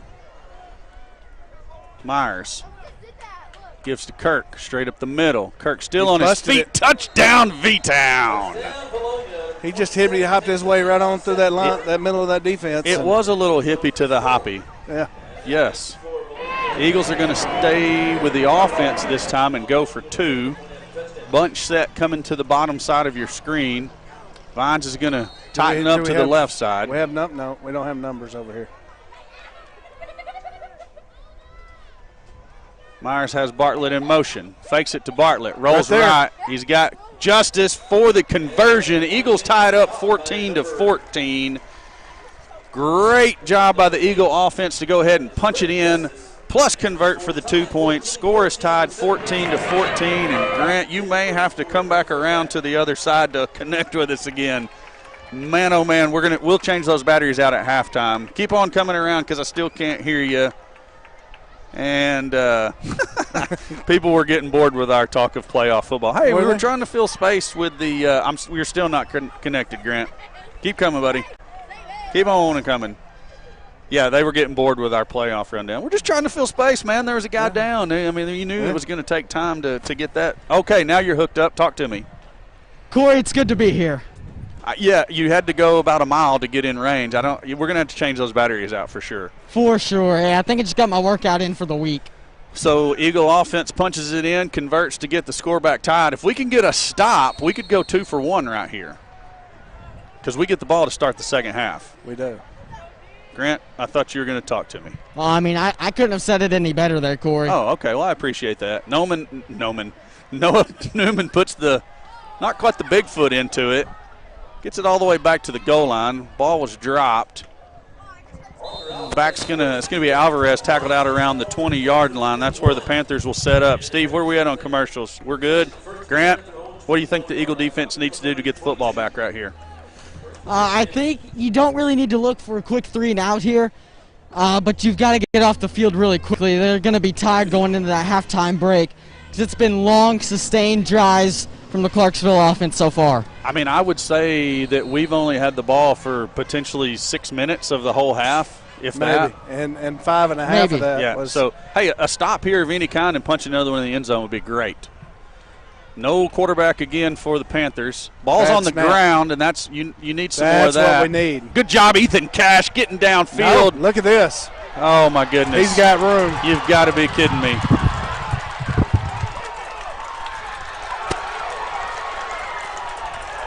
Wow. We had him tackled for a 12, 13-yard loss. Yes. And somehow he gets out of it and makes a huge gain. Nelson was down. He was very slow to get up. I think he was just sick that he missed the tackle. Again, we're getting there. We are not getting there with a bad intention. We're getting there with our hands and not wrapping up, right? Not squaring up on somebody. Man, man, oh man. Okay, hey, live to play another play. Brinsfield checks in for Nelson, who's going to take a break here on this play. Panthers in no hurry as usual. You know, we talked about it a few weeks ago, momentum. You got to knock them out quick. You got to get that momentum away from Clarksville right now, who's definitely got some mo on their side. It's going to be Alvarez off the right side. Again bouncing off of tacklers. He's going to score unless Vines can catch him. It's going to be 41 yards out, and they still called it a touchdown. Alvarez done a good job reaching out. Cannon didn't get me that time. You know, it's just, I mean. Plain and simple, wrap up. At some point you got to get some, what's the word I'm looking for? You just got to man up, I guess is what I'm saying. You got to man up, go make a tackle. Man, Ishii on to kick the extra point. Hey, Eagle offense gets to come back out and potentially score again. She's kick is true. Panthers lead at 21-14, and I'm sure the folks on Fearless Friday right now are like, what is going on over there in Clarksville? Steve, hit me with some commercials, please, sir. Linda Marie's, your one-stop shop for fabric, makeup, jewelry, fall decor, and more. Located on Highway 64 in the Vilonia Commons, Linda Marie's is a hidden gem and a staple of the Vilonia community. Linda Marie's is always showcasing seasonal deals and special offers, so come see them today. Linda Marie's, a proud sponsor of Vilonia Eagle Vision and Vilonia Athletics.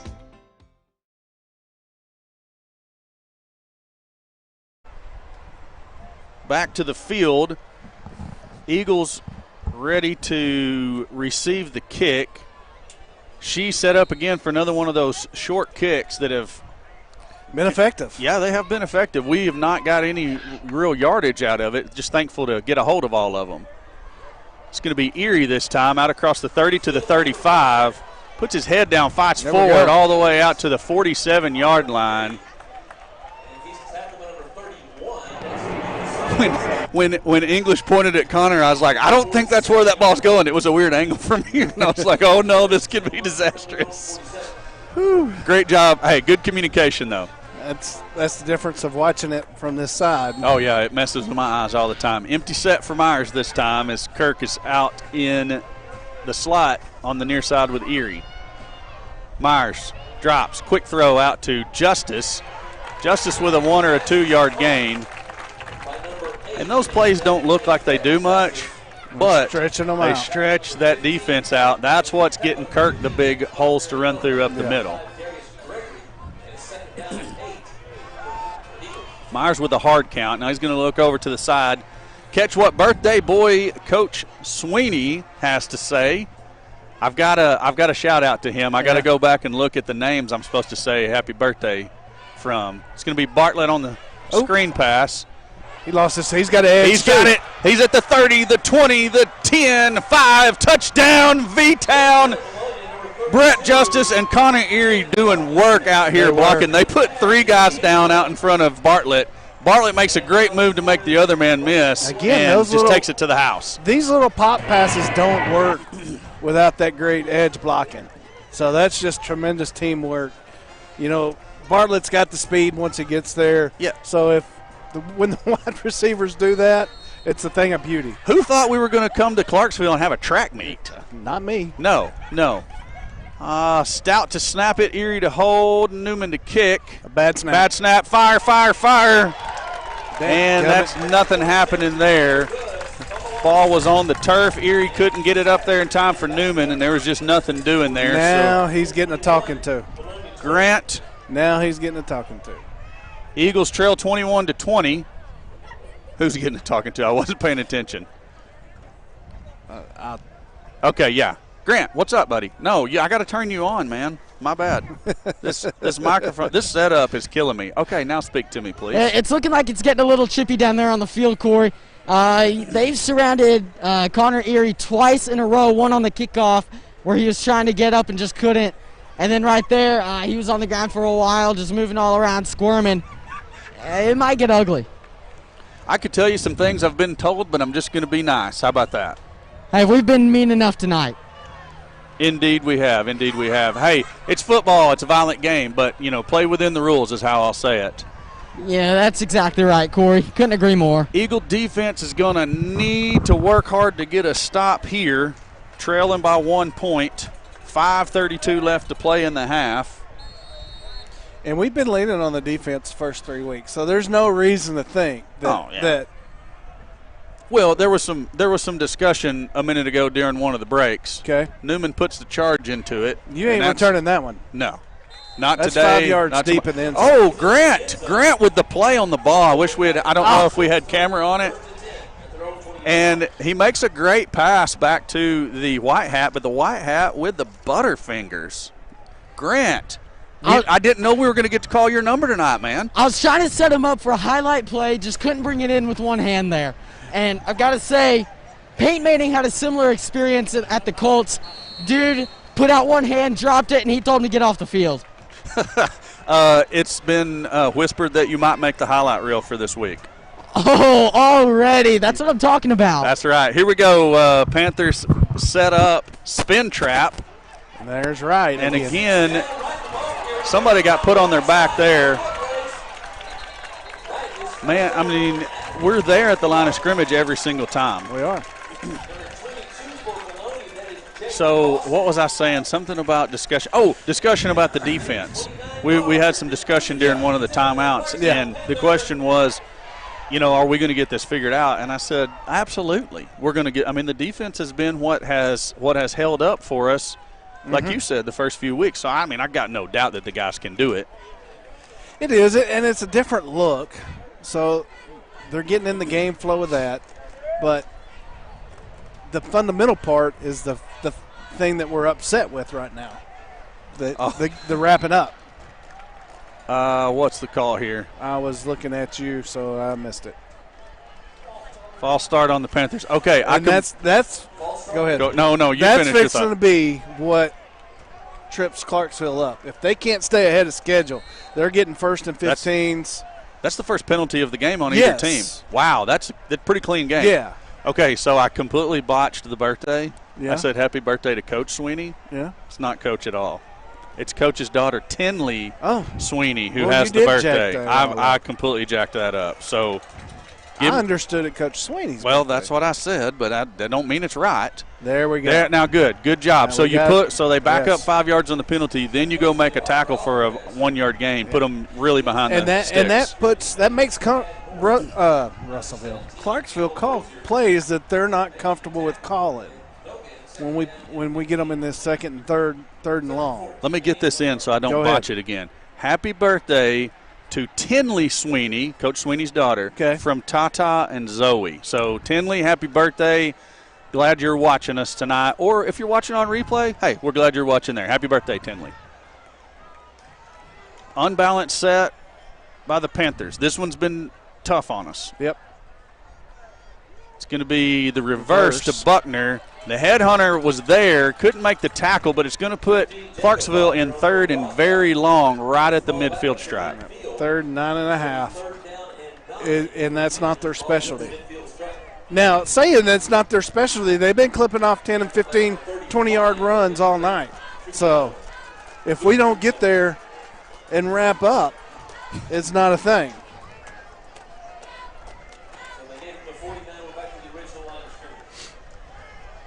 Cameron Bartlett said that Cannon's carrying on the Bartlett tradition, but Cannon's the fastest of all. I was about to say. Yeah, it wasn't. We know it wasn't Cameron. It wasn't Cameron. It wasn't Kenny Lane. No, I think the Panthers are going to let it run down, and maybe even call their final timeout here. They do take their final timeout of the half. 3:49 to play. Steve, commercials or Grant? What are we doing? Okay, we're going to go down to Grant.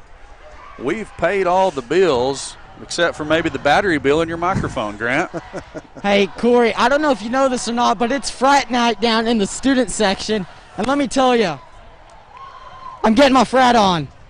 I thought you said fright, like as in scary Halloween boo. But well, the student section is frightening, so. Oh, yes, or lack thereof. But, hey, it's understandable with the COVID rules and having to buy tickets online, and then we got charged an extra 85 cents per ticket processing fee. I mean, it's kind of a disastrous way to do it, honestly. You're absolutely right, but hey, frat night, am I right? Frat night all day. I don't know what else to say, Corey. Okay, that's fine. They're breaking the huddle here. We're gonna bring it back to the field. We got some scores for you. We do. Pea Ridge and Alma. I don't know at what part of the game they're at, somewhere around second quarter halftime, 14-14. Okay. Morrilton, Greenbrier. Again, don't know the time frame of the game. Morrilton 14, Greenbrier 7. It's going to be a pass. He's got all day. Yeah, it looked like a hold on Bartlett there. He took a shot. Oh, my gosh, you've got to be kidding me. You have got to be kidding me. His one touchdown pass was about a 42-yarder to his tight end, and he had all kinds of time like he did that night. And that's only about his fourth play of the game. They have not had him under center much. Oh, me. Okay, well, first down for the Panthers. And they've had the Eagles' defense's number all night long. We still got time for that stop. We need a turnover. Clarksville has put it on the ground on an average of 3 times a ball game this year. Is that and Wilson? That's right. Bouncing out again. Wilson. I don't know why I keep doing that. And he's picking up 6 and 7 yards a clip.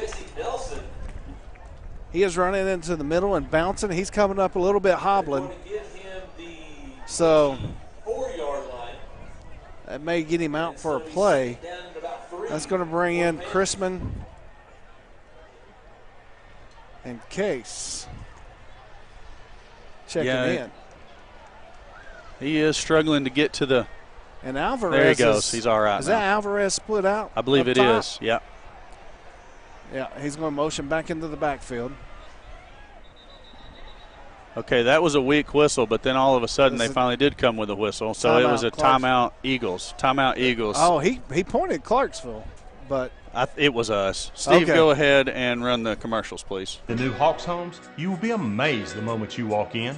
Check out our website. Take a virtual tour of our homes. See us on Facebook. There are hundreds of floor plans to choose from. Our family team is trained to design the perfect home for you. We deliver anywhere in Arkansas and surrounding states. So come on by and visit the Hawks family today. You'll see why we're Arkansas's #1 dealer, Conway and Little Rock. Hawks Mobile Homes, we're home sweet home. About retirement, investments, and your money? Join Vilonia native Chad Roller and the rest of the Gen Wealth team for the Get Ready for the Future show, Saturdays at 10 a.m. on 103.7 The Buzz or 102.9 KARN. All right, back to the field. The Eagles take their first time out of the half. Allen, that Pea Ridge and Alma game is now 21-21 in the second quarter. Wow. Don't know exactly what point of the second quarter. Of course, you know our score. Morrilton up 21-7 on Greenbrier in the second quarter. That one's an interesting score. I think the Panthers thought that they probably had the horses to run with Motown. I don't know what's going on, and they probably do. I'm going to say there's just him bottled up. There we go. That's the first sure tackle we've made. In a long time.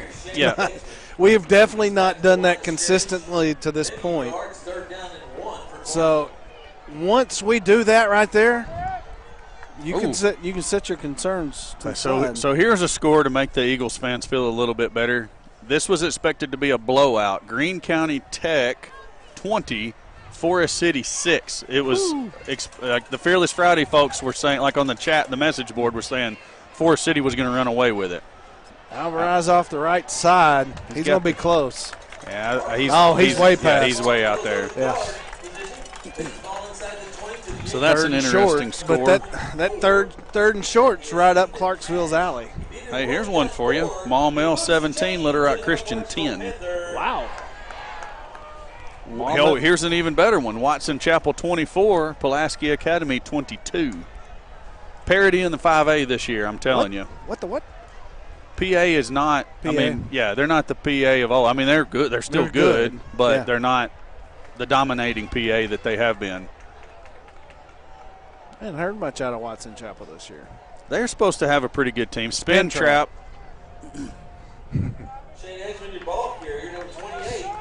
I bet we end up saying that about 147 times tonight. I bet we do. It's almost like Clarksville's playing for the field goal here. Although, I don't know why I say that. They've busted big runs on these little plays just like that. So, minute to go.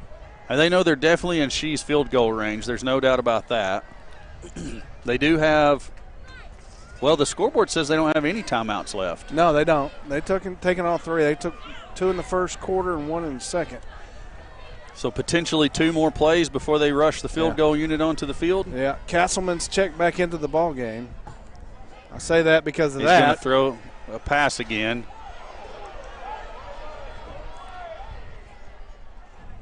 It's going to be incomplete. I don't understand. It's like it's like we can't get to anybody. I don't know. It's like we're moving in quicksand or something. Their game plan, Castleman's a runner. He would be a running back in any other system. Okay. I mean, Maybe he that's does. the part I'm He's not got understanding. he's got a good arm. Yeah. I'm not trying to say that. I mean, he could, but he is a runner first, especially in this system. Right. So he is not the set in the pocket kind of guy. He's got some wiggle to him. 30 ticks left on the clock, 9 on the play clock. Clarksville struggling to get the right personnel on the field. Castleman's going to, and it's. Ooh. I think they might have too many. They either have too many or they had motion. Because it come from this back judge. Yeah, Oh. it was one of these receivers that got an early start. Okay. So gonna make it a lot more interesting. If they don't get a positive play here, you got to wonder, exactly. I know, what did Grant say, a 42-yarder by Shee? Yeah, and at this point it kind of takes our 2 for 1 out of the question, right? I mean, in my mind it does with 29 ticks because it's third down. They're going to run a fourth down play. Yeah, I think the back got started early that time. Get it. There. Oh my God, you've got to be kidding me. Ethan Cash had that ball in his hands. Yep. Cannot hold on to it, and it somehow bounces into a Clarksville Panther player's hands in the end zone. I can't even believe I just watched that. I know, because that was a pick. It was a pick. Clarksville's missing some linemen, and they don't know it. It was played very, very well by Ethan Cash. I mean, he was sitting right where he was supposed to in that zone underneath the receiver. Just a complete unfortunate series of events. She gets the kick away, and it's good. Panthers lead it 28-0. Eagles will have 23 seconds to try to go. What did I say? You said 28-0. I'm sorry, 28-20. My bad. Yes. Had me a little nervous. Well, yeah, that would be extremely bad. So Panthers lead the Eagles 28-0. Eagles have got 23 seconds. What did I say? You 0? said it again. All right, I'm going to quit saying that. Y'all can see the score on the screen, and I obviously am still baffled by this touchdown reception that just happened. We're going to get a chance to go score, Alan. We got 2 timeouts and 23 seconds. Yes. How you like me now? Yes. Just cut that. Well, just won't even talk about the score. Oh, Lord have mercy. Mama said, Mama said. Yeah. Dang, Cash. I mean, he played that so well. He did. I hate that for I hate it for him. I hate it for us. I hate it for everybody. Yeah, that play right there reminds me of a Sugar Bowl play. Ohio State. Yeah? Oh, yeah. Well, you got to bring up old stuff. It's going to be English again. English out across the 30 to the 35. I think they'll probably put it down at the 30. Ooh, I thought he was going to get the 34. Looks like it might be the 33. 18 seconds and 2 timeouts is what the Eagle offense is going to have to work with. Going to be interesting to see if we do load up and try to take a shot deep. My man, and I'm not saying my mentality is right, but my mentality is, and I hate it. I don't hate is a strong word. I don't like it when teams just with 18 ticks take a knee. Sometimes it's the best case. That's why they're a coach, and I'm a fat guy with a mic. Well, we're going with an empty set. Myers with a drop. Screen to Bartlett with all kinds of blocking out in front of him. 40, 45, and he's down there. Get the timeout. Get the timeout. We did get the timeout with 11 ticks on the clock. I say if there's wait a minute. No timeout. Looks like we're going to hustle up. We're going to hustle to the line because the clock was stopped. Now it's going. Myers gets everybody set, snaps the ball. 3 seconds off Rolls the clock. right. He's going to throw it to Bartlett. Bartlett's out of bounds. 3 ticks. At the 42-yard line, 43-yard line. We got one play. What's the call right here? It's going to be the prevent defense, so you're going to just hope to get somebody open over the middle and maybe look for a lateral situation. How many they're going to put? They've got 5, 6 deep right now, maybe 7. We're going to see what Buckner does. I thought we were going to have 5 out in the formation. Erie flips to the top, Vines to this side with Bartlett. Justice in the slot at the top. Kirk's going to stay in the backfield. Bartlett in motion. Myers, straight drop. Just buys more time. Loads up. Throws it as deep as he can. He's got Erie getting back there. But that couldn't get there. Yeah, that pass was going to be a little bit deep even for Erie. Good hustle by him and Vines both to try to go get it. Great throw by Myers. Yeah, he put it in a spot where nobody's at. We had an opportunity. That's the way I like to see a half come to an end. We played the whole time. Timeout. We didn't take a knee. I like it because we still had our 2-for-1 in play.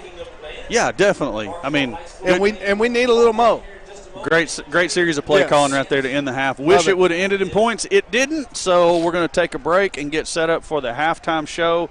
Steve, why don't you at least start the hype video? If we don't get all of it in while y'all get set up, we'll play it at the end. So we'll be back with the halftime show in just a few minutes.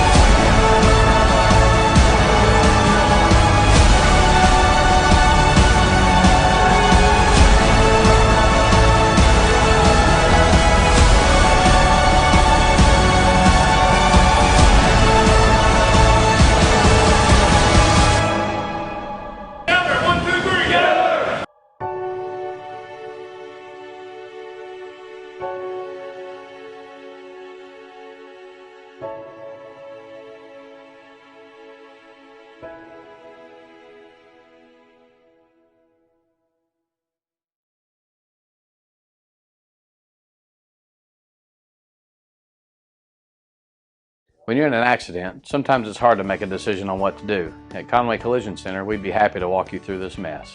As a family-owned, long-standing company, we walk you through every step of the process while valuing and respecting your car like our own.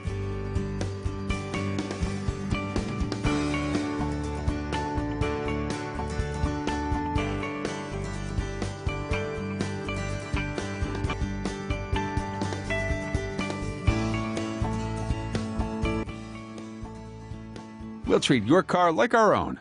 Our reputation depends on it.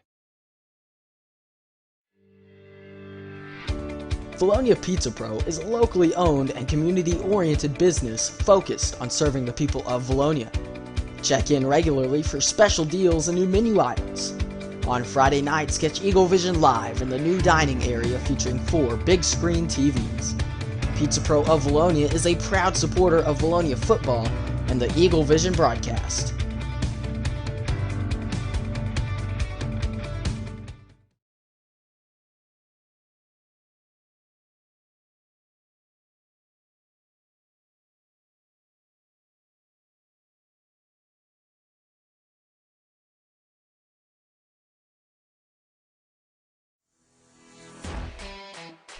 DNN Construction has been a proud supporter of the Vilonia Eagles as a locally owned and operated business since 2011. For any commercial, residential, and remodeling needs, be sure to call DNN Construction at 501-796-6316. Once again, DNN Construction is a proud supporter of Vilonia Eagle Vision and the Vilonia football team. Go Eagles!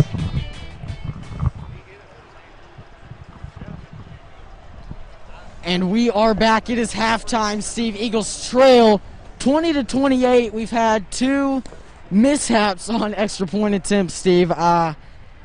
Eagles looking a little sloppy. It is. You can tell that they haven't got their game together right now, but I'm sure they're in the locker room right now. I'm sure Coach Langerville, Coach Sweeney, they're getting them what they need, and I see them coming out here in the second half, turn it on.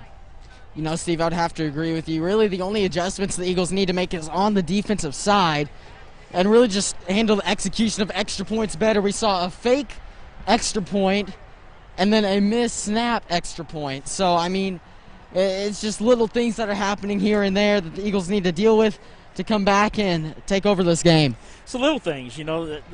The special teams ain't very special tonight so far, but we got to get that going. Well, you say that you had that Connor Erie return there late in the second quarter. That was a highlight. That was a highlight for sure. No doubt.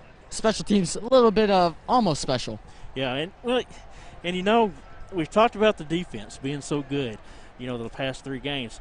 Tonight they're not showing that greatness that we know that that they've got. So hopefully coming out here in the second half, we'll see them turn that on and, you know, get Luke, you know, going, get him in the backfield. Well, Steve, when you look back at that game film, the Eagles, if you're being completely honest, are really a pass defensive team. Yeah. They've done fantastic against passing teams, but when somebody's dominant with the running game, that's where they've really struggled, and it's really just on display tonight. Well, and you can tell that, you know, we're used to the passing offense and not the running offense. So, like I said, they'll take care of that at halftime. They'll come back out here and be ready for it. I think you're exactly right, Steve. I really couldn't have said it better myself. But, you know, you got to – let's just look at the stats a little bit on the offensive side. I don't have touchdowns written on here. I forgot to put those on here. But right now at halftime, Austin Myers is 14 for 15. That's good. With 121 yards. Cannon Bartlett is 6 of those receptions with 101 yards receiving. Yep. Kirk has 2 touchdowns. Bartlett has 1 touchdown. Thank you, Corey Erie, in my ear, as always. Kirk has 7 rushing attempts for 44 yards, Steve. Yeah, and you can tell he's not as fast as he has been. You can tell that ankle might be giving him a little bit of problems, but he's still, a force. Hey, also on the offensive side, big props to one Jack Vines. Man. Steve, you and I got to see him along with Madeline last year on the 9th grade squad, just tearing apart defenses. Seems to keep it going. He does, and he's only going to get better as young as he is. And by the time it gets to his senior year, wow, he's going to be special. He really could be something special. He's getting a little bit of a potential on display for tonight. We saw that little rollover. A defender wasn't down. Wasn't really close to being down. They called him down, scored the next 2 plays, I believe. So not too big a deal. But you would want to see that highlight for sure on the broadcast highlight that we get every weekend, Steve. Yes, and glad we can bring that to the people. You know, the highlights from the games, and I think it adds something, for the kids. To be on a highlight reel, they can go. Have for the rest of their lives. Absolutely right, Steve. Absolutely and right. You even get on there every once in a while. Look, so far, if you put me on there tonight, it'll be 2 weeks in a row. Man. And that would be incredible. I will say, on that pass, the ball rolled out of my hand just a little bit, but it was catchable. It was catchable. You might give Austin a run for his money. I've done it before. Yeah. Look, Pee Wee, and I hate to bring it up because I really don't hate to bring it up. I love to bring it up. Pee Wee football, Austin Myers goes down, broke his arm. I have to step in as a first-year player to the quarterback position. I never played football before in my life, no sort of organized football other than flag football. I step in, lead us to an undefeated season. I think I played 1 game of quarterback in the playoffs. Austin comes back, we win the Super Bowl. Wow. And I went from quarterback to starting at the cornerback position playing defense. You're my hero. You're now my hero. Hey, I'm not a firefighter. Let's not get carried away.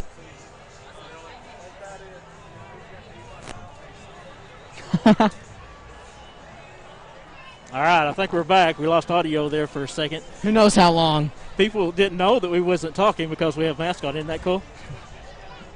Steve, that's a really good point, but I think you can still kind of see. Let us know in the live fan feedback. Can you see when we speak? Because I think that's really important to us at this moment. You don't think so? Look, Steve, I lost my keys last week, okay? Yes. Did you find them? That's been the question of the week. I've been asked that all week long. Has Grant found his keys? As have I, Steve, as have I. No, I have not found them, Steve.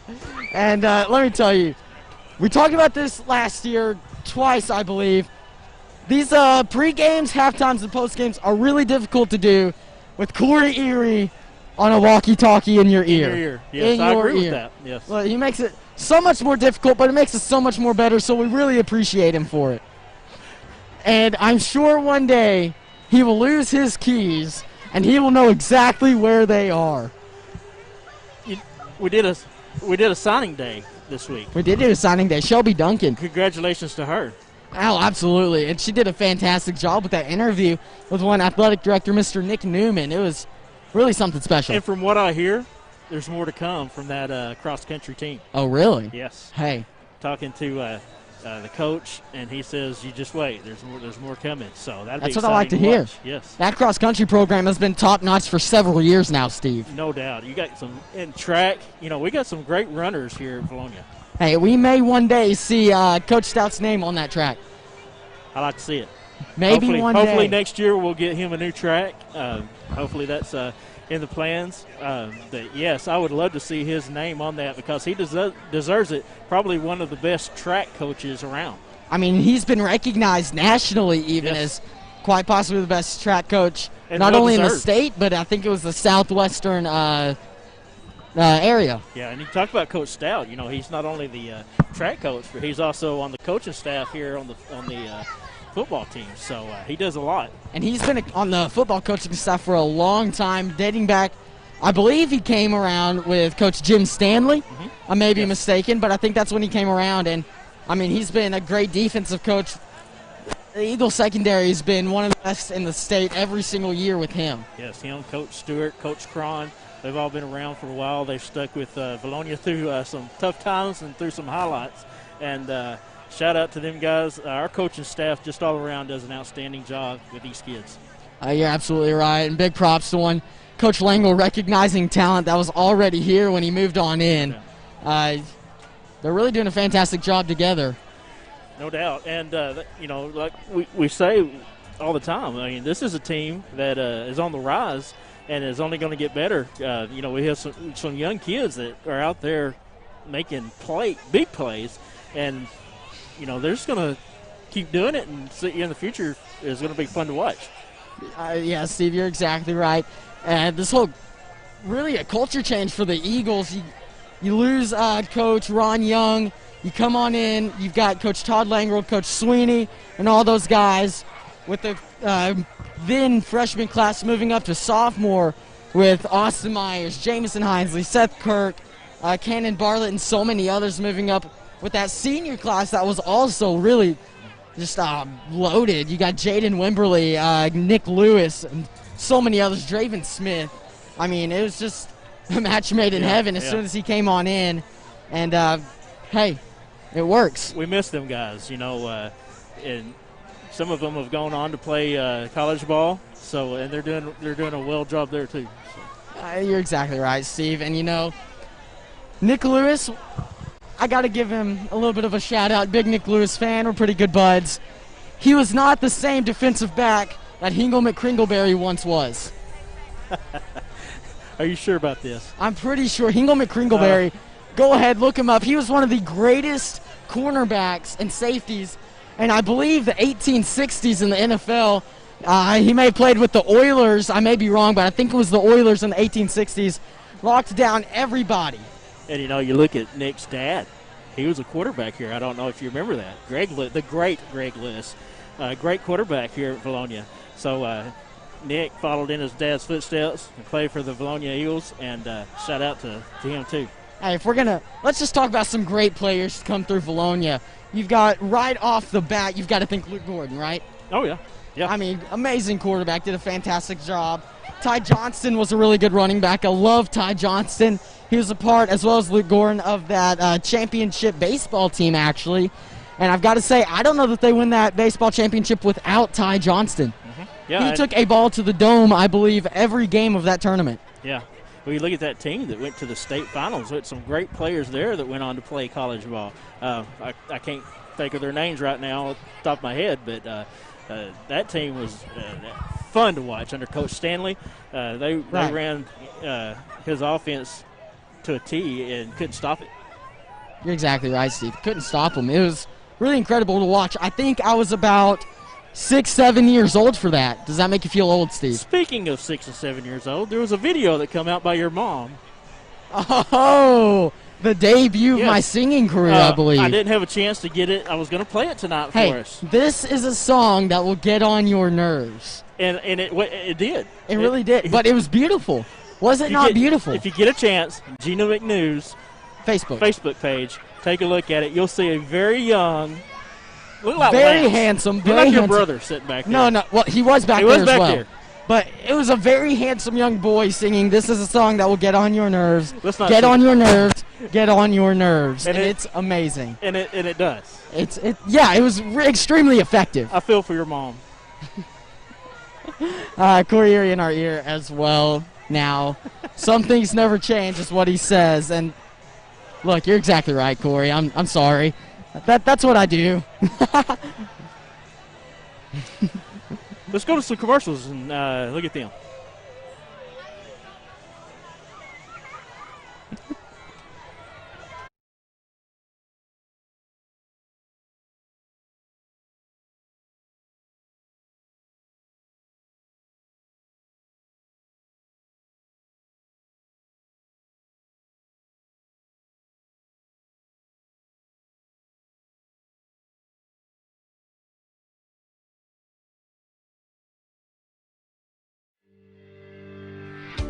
Vilonia Pizza Pro is a locally owned and community-oriented business focused on serving the people of Vilonia.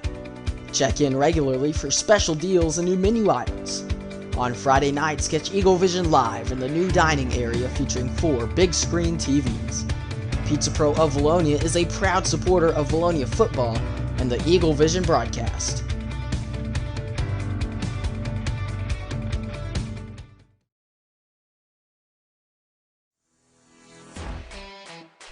D&N Construction has been a proud supporter of the Vilonia Eagles as a locally owned and operated business since 2011.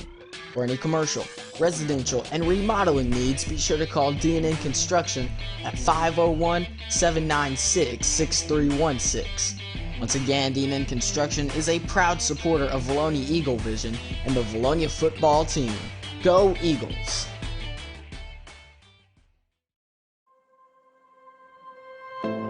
Are you looking for a pharmacy that does more than just hand out prescriptions in a paper bag?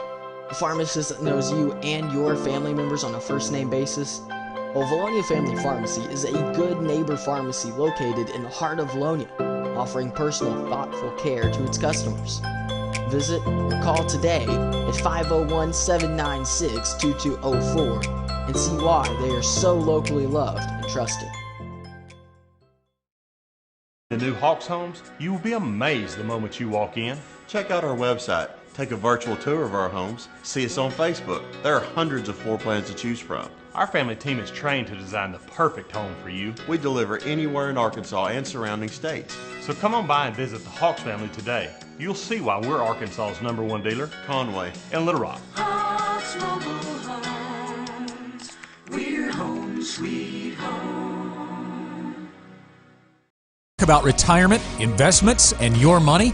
Join Vilonia native Chad Roller and the rest of the Gen Wealth team for the Get Ready for the Future show, Saturdays at 10 a.m. on 103.7 The Buzz or 102.9 KARN.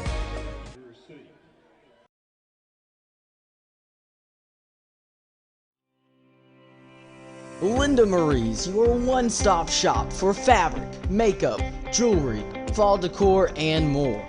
Located on Highway 64 in the Vilonia Commons, Linda Marie's is a hidden gem and a staple of the Vilonia community.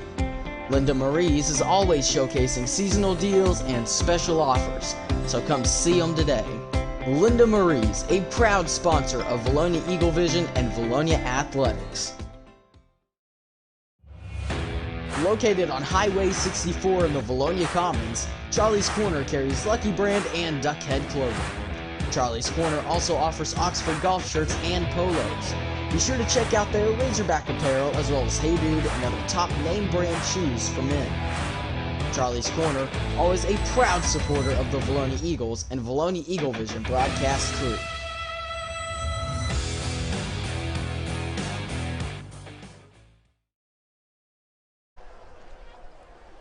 Back here with Allen.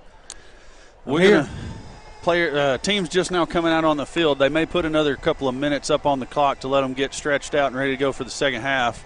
We did just get word that the injured player from Clarksville was taken to the hospital. I don't know if it was here in Clarksville. They took him down to Russellville. But either way, he's doing well. That they just announced that over the speakers here at the PA system here at the stadium. So thankful for him. We looked at some photos that looked like he took a rib shot from his own teammate. Yeah, it was weird. Yeah, it was friendly fire. That's the worst kind. Let's cover these scores real quick. Well, Alan. we got around the 5A West. Okay, well, 5A West specifically, obviously you know this score. Morrilton up 21-7 on Greenbrier in the second quarter. Well, where'd the rest of those West scores go? Oh, there we go. Pea Ridge and Alma 21-21 at the half. And then the other game was Harrison, which and Farmington got canceled. Harrison's up 24-0 on Ozark at the half.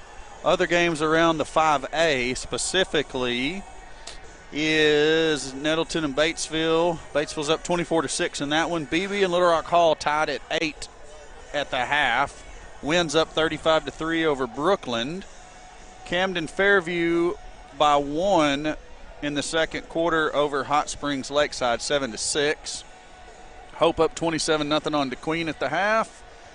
Greene County Tech stretches that lead out to 27-6 on Forest City, and that one's already into the third quarter. So that may be one of the biggest shocker scores of the. She's directly across from us in the 5A there. Ozark and Harrison. Oh wow, they are somehow it's showing the fourth quarter. I don't know how that would be, but it says 30-0. Whitehall up 28-8 over Jacksonville. Another shocker of a score here. Maumelle ahead of Little Rock Christian 17-14, and then a little closer. Yeah, Texarkana's leading 7A, Fort Smith Southside 7-6. Valley View up 21-7 over Paragould. And this one I thought was going to be a shocker score, but it righted itself. PA up 31-24 on Watson Chapel at the half. So PA must have scored right there at the end of the second quarter to take the lead. Yeah, we got some work to do here in Clarksville, here in Johnson County. Clarksville on top of your Eagles, 28-20. Yeah, I don't want to say the score because I can't say it right. Offense pretty much doing what we expected to do all year. They scored 3 out of 4 possessions. The fourth possession was only 29 seconds. So you hate to. I mean, and had a shot in the end zone. There we go. Had opportunity. And so doing exactly what they're supposed to. Needing the defense to step up and make that stop. Eagles going to get the ball to start the second half, so you would expect us to go down and score. Do we go ahead and go for 2, or do we just do we keep chasing? Do we kick the PAT? What do we do? I mean, I'm just asking just because we have have some time to fill here. You know, our MO is the 2-point conversion. Put the pressure on. So go with it. Coach Swinney's got some good plays in that, so roll with it. I'm down with that. Because you're ultimately going to have a stop and another score anyway. Right. So whether go ahead and tie it up. Yeah, or try to tie it up. Whether you're down 2 or down 1, it's a one possession. You still got to stop them, and you're still going to have to score again. So go for the 2. Just setting the clock up, 12 minutes. Clarksville does feel like coming out at halftime, and you can't blame them. It's their ball game to lose. I mean, they feel like they've got all the momentum. They scored every offensive possession. The one special team we didn't see in the first half was the punt team. Nobody punted. Only one penalty the whole entire first half. Well, no, I'm sorry. 2 penalties because we had the 3, I think. It just keeps growing. 2 false starts And then none on Vilonia. Right, none on Vilonia. That we can agree on that. Yeah. 2 or 3 penalties on Clarksville. Either way, cleanest half of football penalty-wise we've seen played all year. Yeah. Seth Certainly. Kirk moves up into the middle of the return team. See if that changes their thought process here. I hope not. No. There's the whistle to start the second half. She's set to kick it away. He's going to kick it to Erie at the 30. Out across the 35. Oh, some more friendly fire.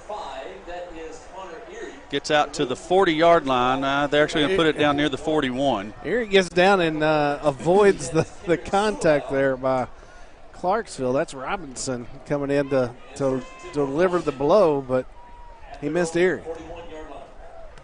I'm sure Connor's fine with that. I bet he is. Did lay a lick on his own player, though. Myers gives to Kirk, straight up the gut. Man, Just if he gets out of that leg tackle. Yeah. Hey, something to be aware of. What we in the first half, we seen Buckner on 2, maybe 3 occasions try to jump this pop pass of ours. Maybe a little fake and a go here on the next time we see that. That's Kirk. He's going to miss a break away from a tackle. Oh, man, that was almost special. Yes. Yeah, I guess they're going to mark him out back here at 32. I was trying to catch up on some of the chat I missed at halftime. Apparently there was some good stuff. I got to go back and read up on it. Anything block worthy? No, I'm talking about Okay. like some people Okay. some people just having fun with each other on the deal. Good. Screen pass to Erie, a little bit high. He can't hang on to that. Myers is pointing to him saying, hey, that's my bad, short guy.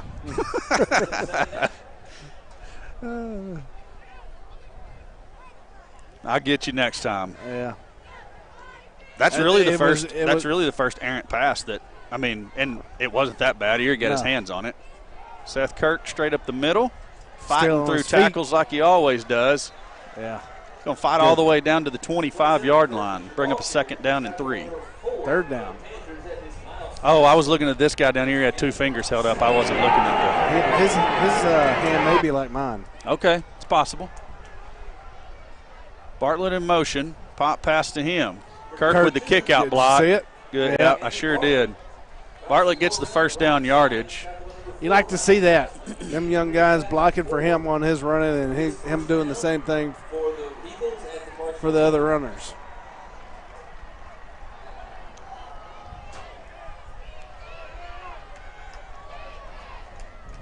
Look at they have Quick pass to Vines. Ooh. Good job by Vines Hey, to fight good. his way forward for a couple extra yards. Yeah, that defender there had him going backwards, and Vines fights to fall forward. You say they have got no safety over the middle.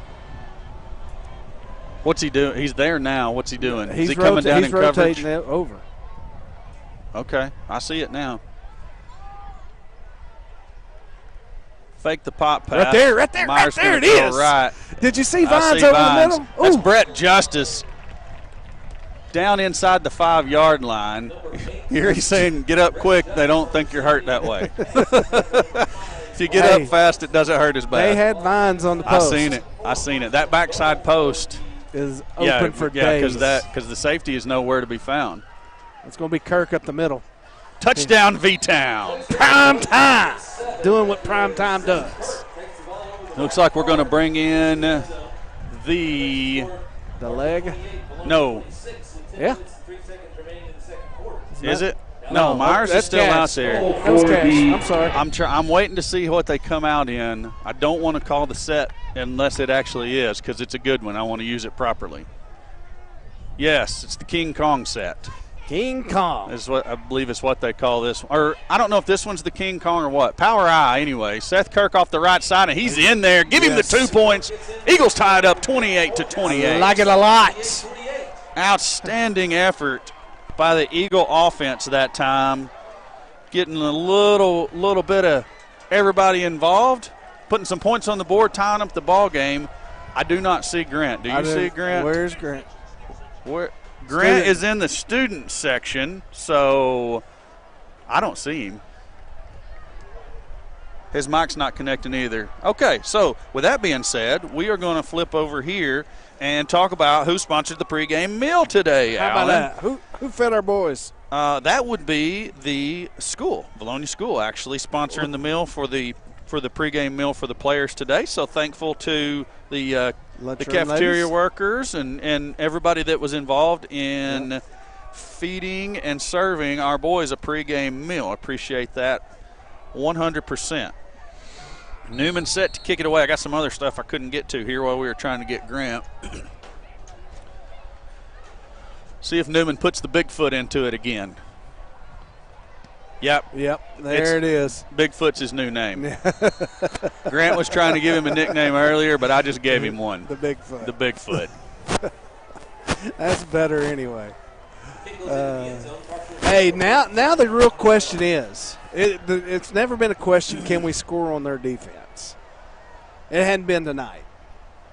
Right. Question is, can we make a tackle? Can we make a stop? Yeah, can we make a tackle? Can we get to the point of contact and get our head across and wrap up? Well, getting there has not been the issue so far. No. Get to the point Make of the contact. tackle. Get the head across.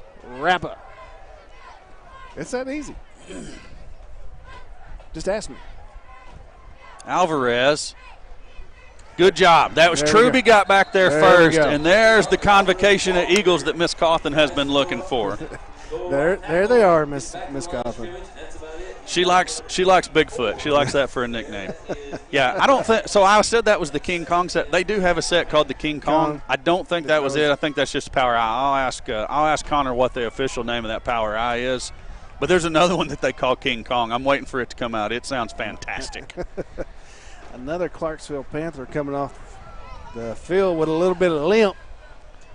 So no gain on first down. It's a 2nd and 10 for the Panthers. Ball's on the ground. We got to get him this time. It's on the ground again. I think the Eagles have it. Eagles have the football. There we go. There's your opportunity to flip the game in your favor. Just like we said, Alan, that defense is going to come to play. Yeah, and Clarksville, I said it earlier, Clarksville's been averaging 2 to 3 turnovers a ball game. Errant snaps and not handling the runners not handling the ball correctly. And we seen both on that one play. So Eagles are going to come out 1st and 10 at the 19-yard line, looking to make a statement here and take the lead for the first time in the game, I believe. And we've got it again. See the safety rotating over? We got the backside post.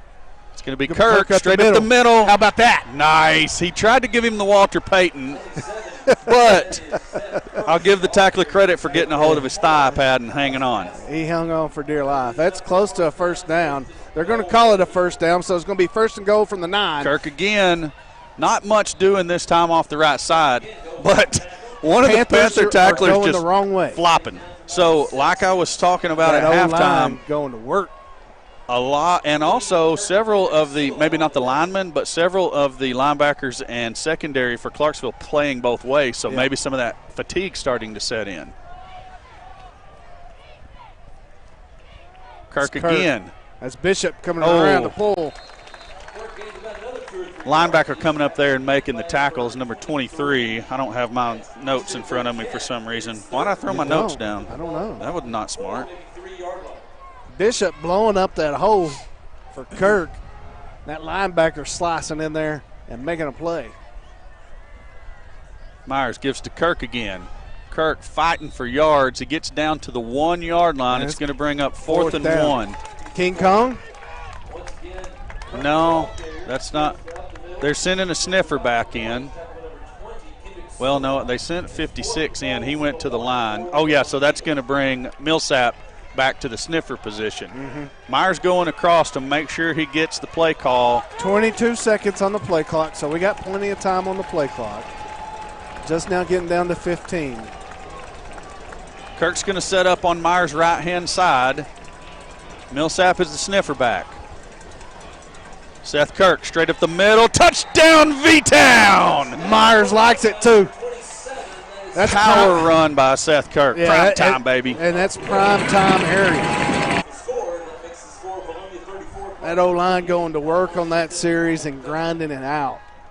Being led by the senior Bishop. Man, you got to like that.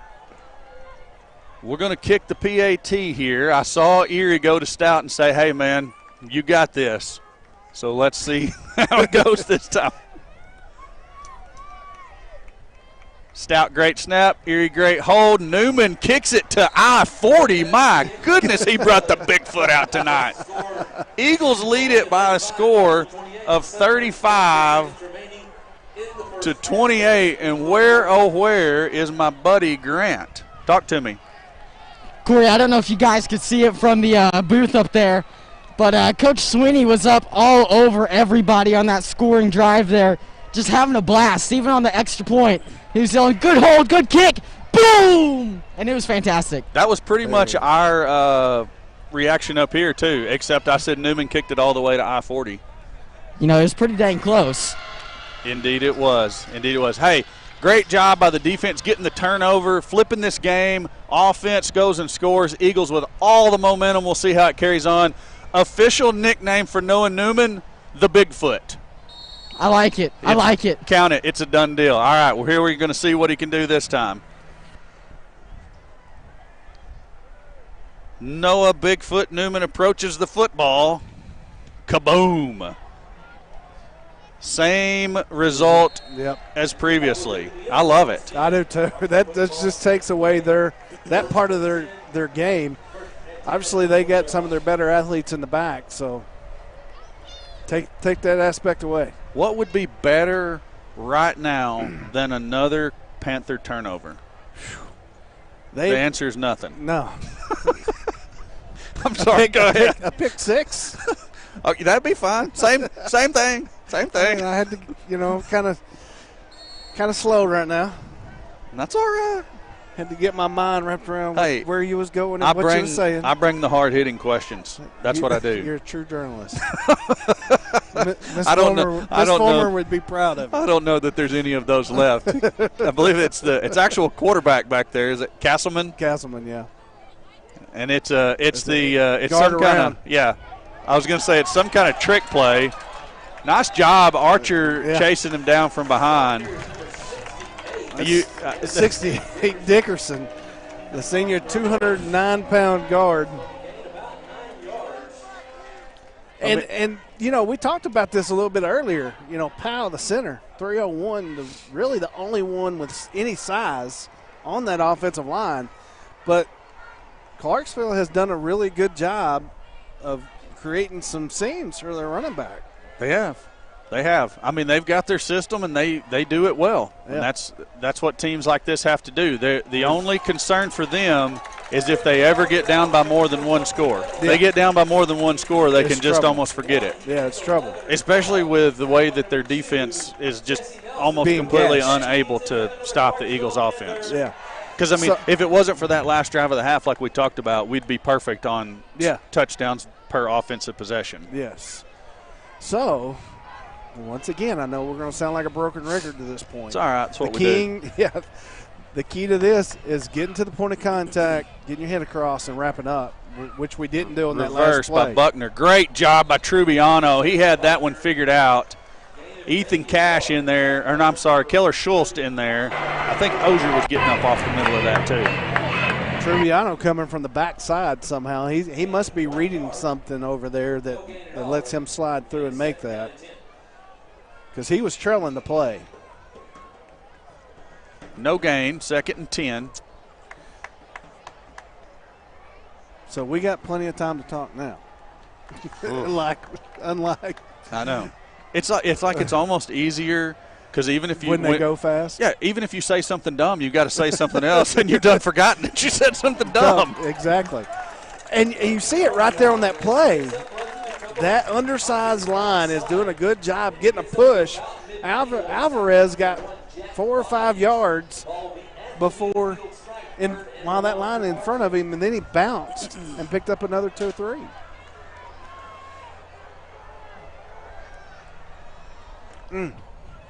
Yeah, at this pace, it gives you a little bit of time to think about the dumb thing you said. Yeah, it does. I don't think I've said anything dumb so far. I mean, somebody's going to correct me over here on the chat. Thankfully, I can't really keep up with it very well tonight. That's right, up the middle. That was Jalen Wright. going to have the first down out at the Eagle 43-yard line.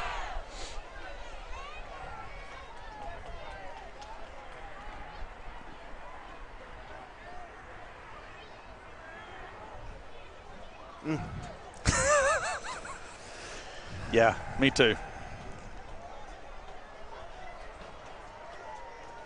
How about this football weather we're having? Boy, it is nice. It's not quite to the point where you need a long sleeve, but you wouldn't necessarily. Truby has got that reverse. It's almost like every time Buckner comes this way, he's going with him, and he was there as Buckner got the handoff. Just a missed initial tackle. Yeah. At least it was only a 3-yard gain instead of a 6 or 7 this time. Yeah. So he got 3 on the play. So, but that's about their average, and I think I heard someone say it earlier. It is definitely 3 yards in a cloud of dust. Except we play on turf now. Yeah, it's 3 yards and rubber pellets. Alvarez keeps it. Trubiano was there. He can't make the tackle, but the rest of the Eagles, led by Ethan Cash, show up and make it happen. Truby gets up off the turf and goes up back and makes the tackle. Schultz getting up off the bottom of that pile along with Jake Fawcett. See, I don't know if y'all heard that or not. He said a host of Eagles. We're going to have to tell him it's a convocation. Go get him, Miss Cawthon.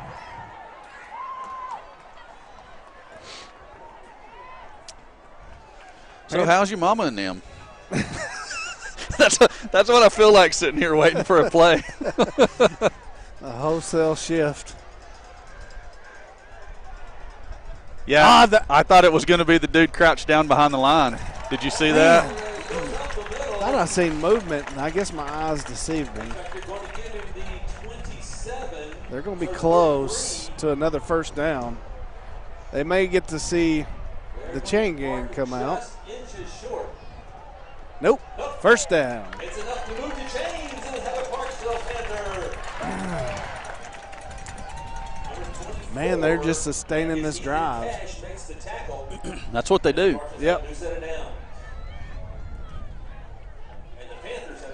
They still have a fully dressed out mascot down here. I bet he's hot.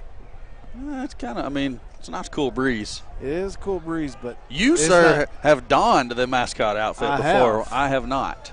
He's hot. Alvarez off the right side. Man, he runs with bad intentions. He does. He's a good running back, and we're going to have 2 more years of trying to corral him. That Jalen Wright, number 26, he's a senior. The other back for Clarksville, Buckner, he's a junior, so they got a good mix in there for their style of offense. A little confusion there.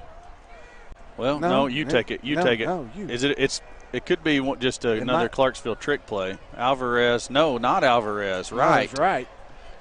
Jalen Wright takes the ball, cuts it back inside. Going to mark him short.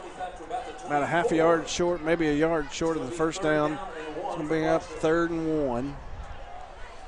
And tick-tock, a minute 35 on the clock. I don't know what your screen is showing. Steve is saying they're good. So, what is it? Time on the screen is true to what we're showing in the stadium. Are you doubting our producer, Steve Austin? Not at all.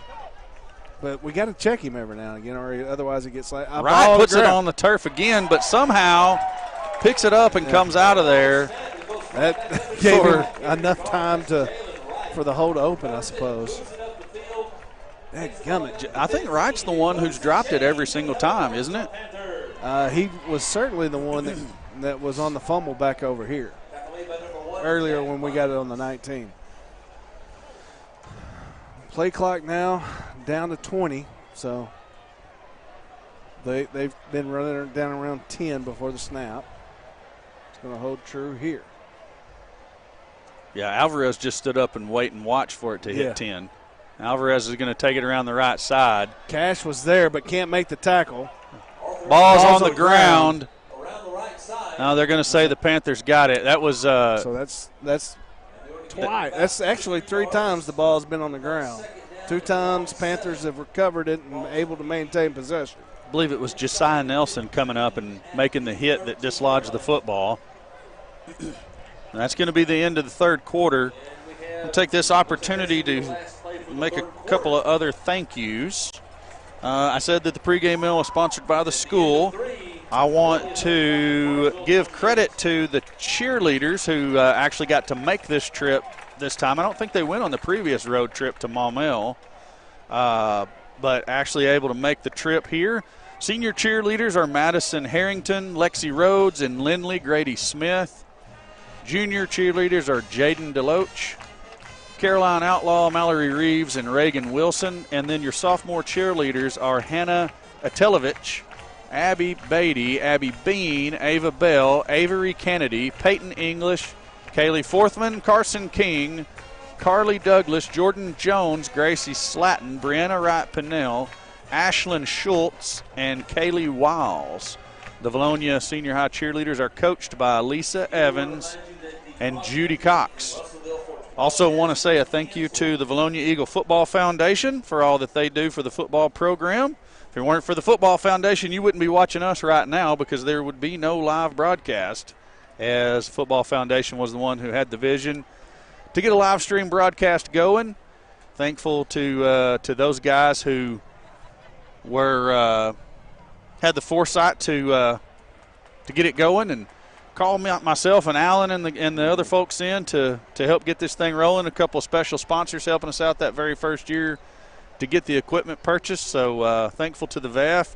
You can support the Football Foundation through monetary donations, donations in kind if you have a business, if like product or whatever. Sponsorships. Yeah, all different kinds of things. The number one thing that we need right now, though, is T-shirt sponsors. T-shirt sponsors. If you noticed, if you were at the home game last week, there were no T-shirts to be given out at the beginning of the game. That's because they didn't have enough T-shirt sponsors. Right. So if you can, please, it's a donation of $500.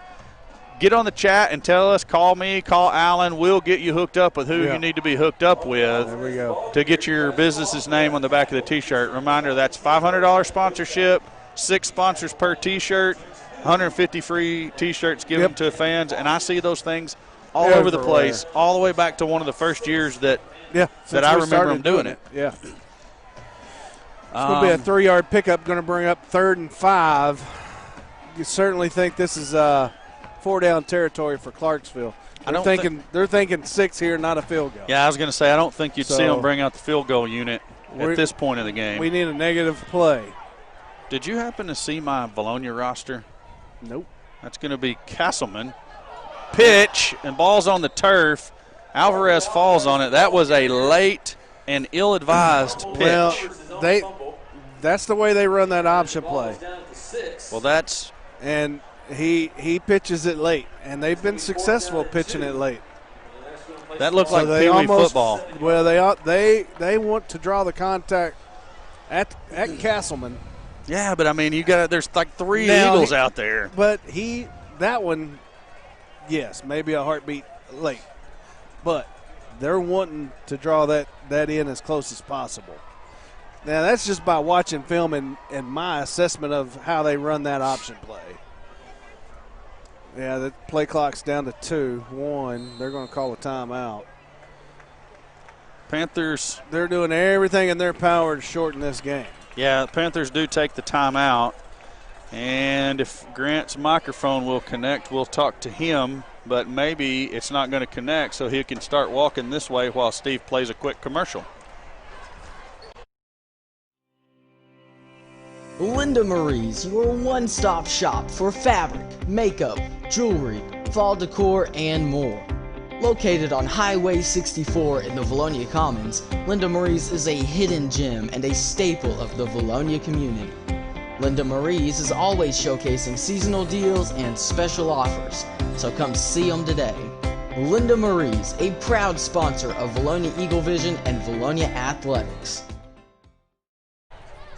All right, Grant, we got your microphone connected. Eagle defense looking for a big stop right here. Corey, right now the Eagles are in a really tough spot. And 4th and short inside their own 10. even if they do get the stop here, that really backs up your offense, and a lot of dangerous things can happen when your offense's heels are on their own goal line. Yeah, that's right. Eagles have moved the ball at will thus far offensively, so I would be up to the challenge. It would just give us more offensive yardage in the end of the game, is my opinion. Are you a stat patter, Corey? I'm an eternal optimist, my friend. That's what I like to hear, birthday buddy. All right, big fourth down play here for the Eagle defense. See what they can do. Clarksville surely has something interesting dialed up for us. Reverse. That's going to be the whole house shift, and I think probably going to get them for some kind of illegal shift, I would assume.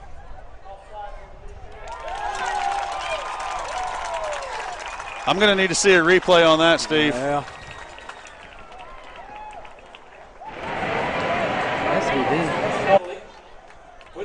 That puts the ball at the 2, nonetheless. Not going to get it? Okay, that's fine. Golly. Huh. Well, it is what it is. 4th and 2 went to 1st and goal in a hurry. From the 2. Spin trap. Touchdown. Yeah, I would sure like to. I'm way behind over here, so I'll be able to see it when it comes up on my screen. Grant, come around to the end of the end zone there and see if we can get you. I want to get your opinion. You probably had the best look of all of us on if we jumped off sides or not. Keep coming because your mic's still not connected. Come on. Get out of the end zone. Oh, just be still, actually, while they kick it. Sorry, buddy. You're connected now. Hold on. Let's see the kick, and then we'll talk about it. Alvarez to hold for Shee. That kick is good. So, Grant, what could you see from – yeah, we did. I just saw it on the replay. Did you see us jump off sides? Well, I didn't get a look at anybody jumping off sides, but there were a lot of moving pieces. I thought that flag was originally for Clarksville. And really, so did everybody on the Vilonia side. A little bit of a premature celebration. Oh, yeah, we thought it was going to be too, but after my computer screen is way behind over here. When it finally got caught up to that, we did have a guy step into the neutral zone, so it was a good flag. That's unfortunate, Corey. That really is. Well, it is. Hey, the score's tied 35-35. Eagle offense just needs to come out and do what we've been doing, put some more points on the board. Corey, this game might come down to who gets the first stop starting now. You're absolutely right. Here we go. There's only been one to this point tonight, and that was the fumble down here by Clarksville. No defense has stopped, though, on either side. You're right. I mean, neither defense has played very good game. Shee to kick it away. He's going to kick it to Erie again. Erie at the 28, out across the 30 to the 35. And late hit straight to the head. Don't know if the guy tripped or what. But either way, and they called him not E. They called him Eshi is what they just called him over the, yeah. Well, they would be the ones to know. Yes, that would be the PA announcer for the Panthers. Officials timeout. Got another Panther injured. I didn't even notice that. I hadn't either. Where at? On the far side, okay. our trainer's looking after him. I see. Looks like a cramp. Yep. Alvarez checking out. He's going to get him a blow. A breather, if you will. Yeah. Castleman still out there. Wright still out there. Yeah, looking like a cramp on 28. He's making his way over there, but I know that hurts when your calf muscle seizes up on you. But to this point, seeing them guys go both ways, they're young. And we got a few guys going both ways. So Seth Kirk. Nice run by Seth on first down. Seth's older sister Morgan's on the chat. Yeah. She said we need to call out Brian Kirk and tell him he needs to get one of them T-shirt sponsorships. So okay. I guess, Brian, you've been called out by your daughter Morgan that you need to buy a T-shirt sponsorship. So it's done. Consider it done. Myers straight drop, loads up, throws over the middle. Ooh. Castleman making a good play. That was a great defensive play. Yeah, he was in the back pocket riding Bartlett over the middle, and at the last moment jumps in front, knock it down. But that middle's been open. It has. Defense made a better play that time. It's going to bring up 3rd and 5, maybe, 3rd and 5 for Vilonia. Do we dare say 4-down territory even at this point? I mean, not probably on our own side of the field. Quick throw to Bartlett. Bartlett. Oh, what my gosh. Get off to the races, Cannon Bartlett. He just puts his foot in the ground and says, you go that way, I'm going this way. That's right. You took the words right out of my mouth because that's exactly what it was. What a move. That left foot went in the ground, and to the right he went. Number 15, that is Jacob Butler making the stop. Alma's just went ahead of P. Ridge. Seth Kirk off right tackle. Gets out to the 21-yard line. We'll bring up a 2nd down and 4. And the difference is, the play clock in the high school is 40 seconds. We're snapping with about 25 or 26 seconds left, whereas Clarksville's snapping with 10 and under. Kirk again. Going to be very close to the 1st down. Depends on who gets the spot. They're going to say third and inches. Bartlett takes a break. Jake Fawcett comes on in his place. Myers hard count.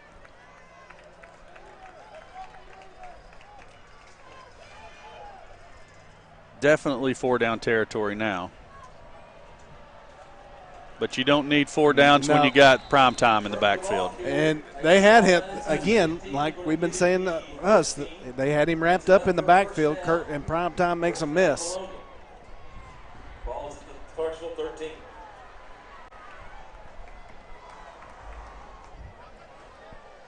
We got Justice, and who's all the way up top up there? Erie. Is that Erie Yeah. all the way up top? That middle's wide open. It's going to be Kirk again.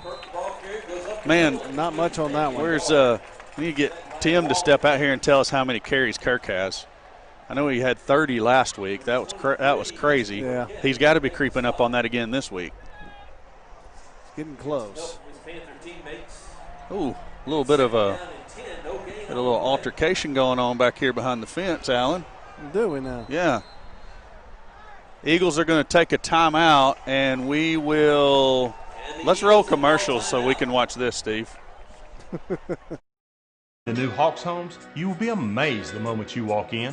Check out our website, take a virtual tour of our homes, see us on Facebook. There are hundreds of floor plans to choose from. Our family team is trained to design the perfect home for you. We deliver anywhere in Arkansas and surrounding states. So come on by and visit the Hawks family today. You'll see why we're Arkansas's #1 dealer, Conway and Little Rock. Hawks Mobile Homes, we're home sweet home. Located on Highway 64 in the Vilonia Commons, Charlie's Corner carries Lucky Brand and Duckhead clothing. Charlie's Corner also offers Oxford golf shirts and polos. Be sure to check out their Razorback apparel as well as Hey Dude and other top names. Back to the field. Josiah Nelson checks in the backfield with Myers. No, we seen it earlier in the game. Yeah, we did. 2nd and 10.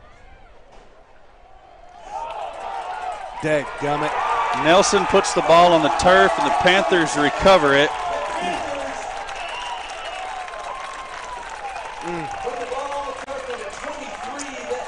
Now we got to land on that defense heavily because Clarksville, it's in their mind right now. They're intending on using 7:46 to drive down and score. Yeah, they're going to try to burn. They're going to try to eat up every single bit of that clock and score and win this football game. There's no doubt about it. He's going to have to get over that right now and go make a play. Yeah, definitely. I mean, tie ball game, yeah, I'd say plenty of time to play. The Eagle defense is just going to need to go hit hard, try to dislodge the football, make sure tackles, force the first punt of the game by either team. Yep.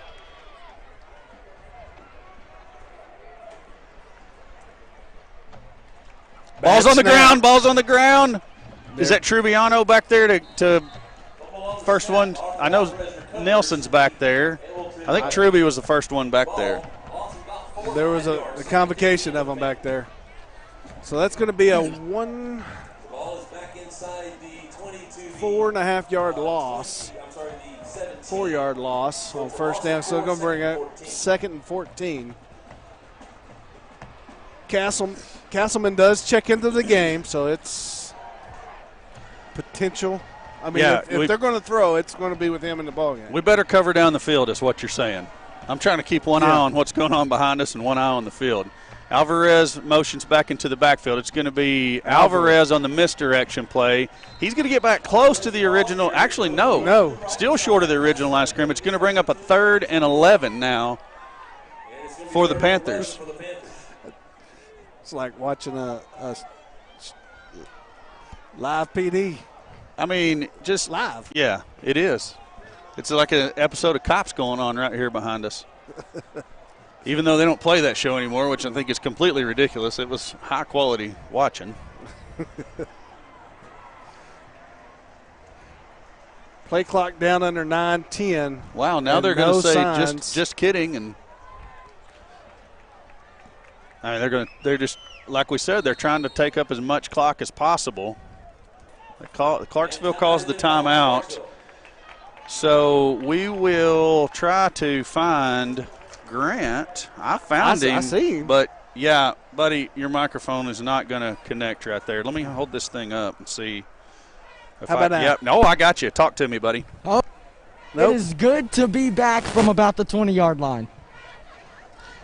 Yeah, I'm having to hold the receiver up. You probably can't see, but I'm holding the mic receiver up so it'll get a good line of sight connection. We had a full-out episode of Cops going on behind us. That's why we kind of ignored you there for a minute. Oh, yeah, a wrestling match, trying to put somebody in cuffs. They were refusing. They've moved it on down the way so we can't see what's going on anymore, but it was entertaining for a moment. Well, actually, I wish I could have seen that. You should have turned the camera around to catch that. Yeah, probably not a good idea, legalities and whatnot. Hey, Eagle defense needing to finish this series out and get the stop right here on 3rd down and surely force the punt by the Panthers. Now, you say that, but the Panthers have really played extremely aggressively so far tonight. So if you get a stop here, you've got to stop them within 5 yards from the line of scrimmage. Okay, I can see that. When's the last time we had them in 3rd and long? Yeah, Alan's asking when's the last time we had them in 3rd and long. I don't know if we have. We have. Here we go. They had a 26-yard completion. Well, you got to bring up old stuff. It's going to be a straight drop by Castleman. He's flushed out of the backfield by Ozier, and that pass is incomplete, well behind the receiver. Hank Sal was in coverage there. Does bring up 4th down and 11, and I don't know enough about them to know if it's the punt team or what's coming out. We hadn't seen it tonight. I think we're going to play it safe. Yeah, Bartlett's going to drop back. Sal went off the field. Lovelace is in. Most of the normal defense is in for the Eagles. Eshe is back deep to punt it away, and a blocked punt would be fantabulous right now. It would be. You got to think that pressure from the defensive line a while ago. She gets it away. That is not the greatest punt. They're going to get a roll, though. Look at that. Oh, what a – wow. What a – okay, so I got to call it out. 34 in red, cheap shots Jordan Gwynn, and then gets up and runs away from him when Gwynn gets up, going to go after him. He runs from him, turns around, tries to do the clap in his face, and then trips over his own feet and falls down. That was amazing. Oh, man. That's what you get for being a sucker. All right. Got to hang on to the ball. Let's go score. That's on the interstate. Yes, Myers and Kirk in the backfield. Prime time, left tackle. Goodness gracious. Yes. 1, 2, 3, 4, 5 red jerseys to bring him down. He's just doing what he does. So there's a guy asking what's the score. It's on the screen, right? 35-35. It should be right there on your TV. Unless maybe if we're running an instant replay, it's not. I don't know. Gives to Kirk again. I thought it was a fake there for a minute. I got to. Myers and Kirk. Oh, he's dinged that ankle up again. Has he? Yeah. I see him limping. Motown up 33-14 over Greenbrier. 5 to go. 28-21. Alma leading P. Ridge. Myers fakes it. Throws it to Justice. Justice cannot make the grab. That's a catch you gotta make. Yeah, it's a little bit behind him and just a little bit high, but it's one you gotta have. Yeah. Just calling out some scores as folks are texting them in. Looks like it's going to bring up 2nd and 10. Okay, from the 45. I keep getting numbers mixed up here. I thought Justice was McCool coming in there for a second. Kirk's in the backfield though. Myers straight drop. He's got plenty of time, or he's actually doing a good job to avoid. Finds Erie out there across the 50-yard line. Erie did a good job working his way back to Myers, who was struck. He was in a panic there a little bit, rolling out. So receiver's doing a good job come back and helping out Myers. Yeah, that's what you got to do. You see your quarterback get in trouble, you got to come back, get to open space, show him that number, and hope he sees you. Yep. Good job by Myers to stretch that out, make the completion. A good positive gain there on something that could have been disastrous. Got 6 yards on it. That's going to be Kirk again up the middle. He's got the first down. He's all the way out across the 40-yard line. He's favoring that ankle. I don't know. Is that Coach Langer or Coach Stout that was over there trying to hustle the chain gang up? I missed it. I was watching primetime. It might have. I can't. It's so far across. I can't tell which one it was. Kirk straight up the middle. Man, that offensive line, they're doing work. They are. Because Kirk is running for days up that middle. And that's where he's been. That's his biggest buck for his bang tonight. I said that all backwards. It's okay. We understood what you're talking about. I'm doing computations in my head, looking at the clock over here. I'd like to burn about another minute off of it. Kirk trying the right side. Look at that. Man, breaks the first tackle, but he can't break the second one. He's going to be close, but I think they're going to mark him about a ball length short. Yeah, about the original, the previous line of scrimmage. Yeah. Which is okay, because that's what I was trying to compute in my head. We need to burn about another minute off the clock and force Clarksville to be in a mode that they don't like to be in, and that is hurry up and get the ball down the field in quickly. Yeah, that's when they make mistakes. But we first got to execute our piece. Kirk, straight ahead. Man. He is chewing up yardage in that middle. He just fights, claws, scratches, and then he turns into like a slippery eel. Do they put Vaseline on him before the ball game? Yes, I think so. It's like the boxers, and then you go to the corner and they're smearing all that Vaseline on their face so the blows glance off. Yeah. Hey, I'd love to see it. He's getting tired though. I'd like to see a pass right here. But it's going to be Kirk back up the middle, and he's still running just like he's sucking wind between plays. But once he gets down in that stance, he goes 100%.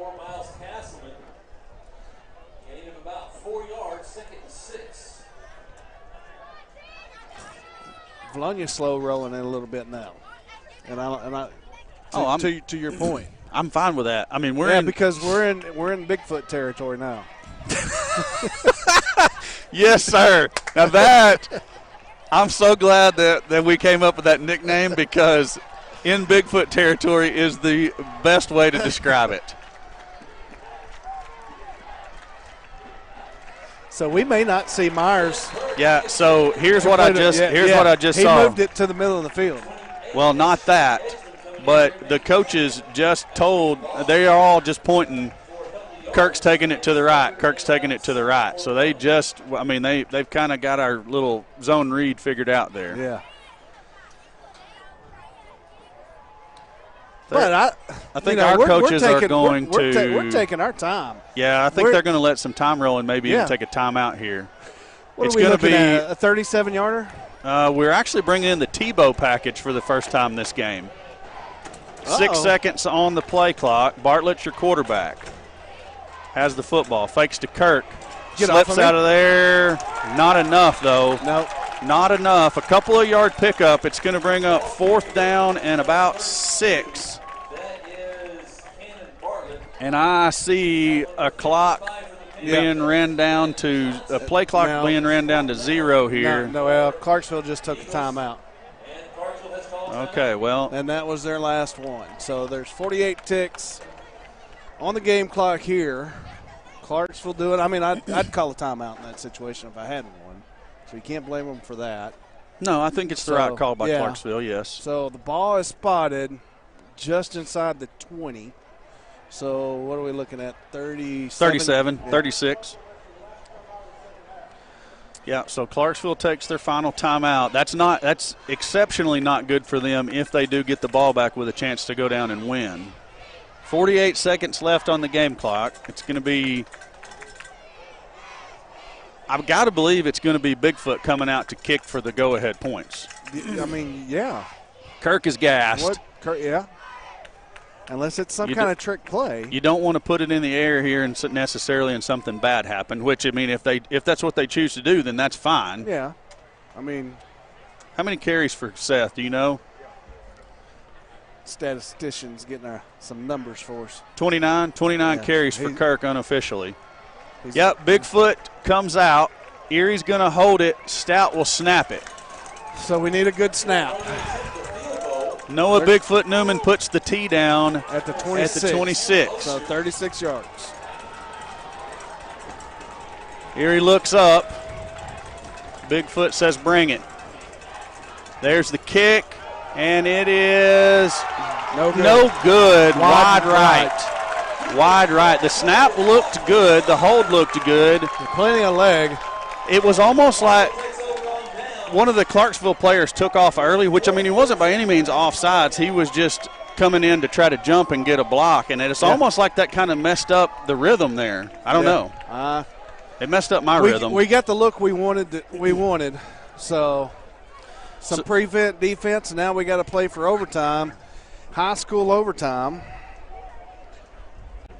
Just to refresh everybody's memory. Let me get to my paperwork here. It's college overtime, but it's from the 10 going in. Exactly.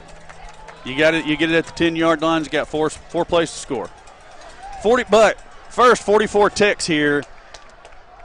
Eagles not really showing a prevent look. Ball, I think, was on the ground again. That's right. Josiah Nelson. I mean, he's been there all night long. He has been. He just has not been able to make the tackle. What are we stopping the? I don't know. Why are we stopping? I think maybe we took a timeout. Yeah. Okay. So try to stop them and give ourselves a chance. It's our second timeout. We don't need the mercy rules. I have 115 text messages right now. My phone's in my back pocket. It's been vibrating all night.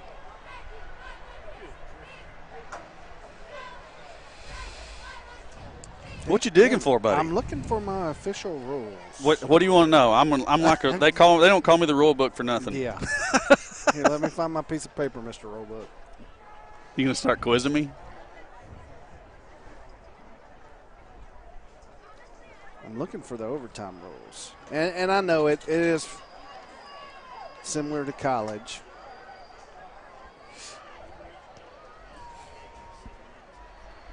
P. Ridge and Alma what? He said tied at 28. All right, here we go. Gummit. That's an interesting set for the Panthers. It's just going to be a kneel. Yeah. Panthers are playing for overtime. They are. Yeah, they do kneel on the football. Coach Langro looks at the clock. He does go ahead and take his final timeout because you just don't know if the snap's bad or whatever. You got to give yourself every chance possible. It is, and this is going to bring up a third down. So they'll have they'll get 2 plays to run off 30 seconds, which play clock's at 40, so they'll have plenty of time. So we are playing for the bad snap. Yeah, definitely playing for the bad snap. Grant, I don't know if you've got that mic turned on. I'm waiting for it to. Yeah, it's connected. So Eagle offense couldn't get it done there. Defense doing what they need to on the first play, and the Clarksville Panthers just playing for overtime. I mean, you're exactly right, Corey. Offense just couldn't punch it in there, and, you know, it happens every now and then. Just a tough spot to put yourself in, and it doesn't always go in. That's right. Seth Kirk, 29 carries. I mean, definitely you'd like to see him with an opportunity to carry the ball, but when you're gassed, you're gassed. I mean, you know, we did what we had to do, couldn't convert, and now we're gonna play this last play here, looking for a bad snap and something good to happen. Snap's good, and that's going to be the last play of regulation. We're going to be looking at OT, baby. Remind me again what the rules are for OT, Corey. It's just like college football, except you start at the 10 going in. So 10-yard line going in, you got 4 plays to score. And, you know, the only thing I don't know for sure, and Alan and I were Alan was trying to look this up, is I don't think there's ever a situation where you're forced to go for 2 like in college football. I think there is, actually. I think it's the third term, or the third go. Oh, okay. Well, then I stand corrected. I may be wrong. Don't quote me. By the delivery man. Don't quote me. See, I was thinking the ball started at the 15. Okay, Alan's saying he thought the ball started at the 15. It could be. I mean, may be. We're going to find out all together at the same time. That's why I was looking for my rules, and I couldn't find it. Yeah, Alan looking for the rules, couldn't find them. We do everything together, Corey. And that's why they call us a team. That's why they call us a team. So if you're the Eagles here, and I'm asking this to Alan or Grant, either one, you win the toss here. Do you put your defense out there again, or do you put your offense out there? Defense. Defense has been on the field a mighty long time tonight. But there is an advantage to go in that defense. You know what you got to do. Yeah, okay, so both of you guys are saying if we win, we go defense first, right? Yeah. Absolutely. Okay, I can agree with that. I've always been a defensive guy, Corey, and I've got to say I just love watching defense, and really the only advantage you can take here is knowing what you have to do on the offensive side of the ball. Right, and I know that's the play that you usually see in college, is that if you win the toss, you definitely take defense first. Trubiano's going to get to call it. It's Dickerson for Clarksville out there.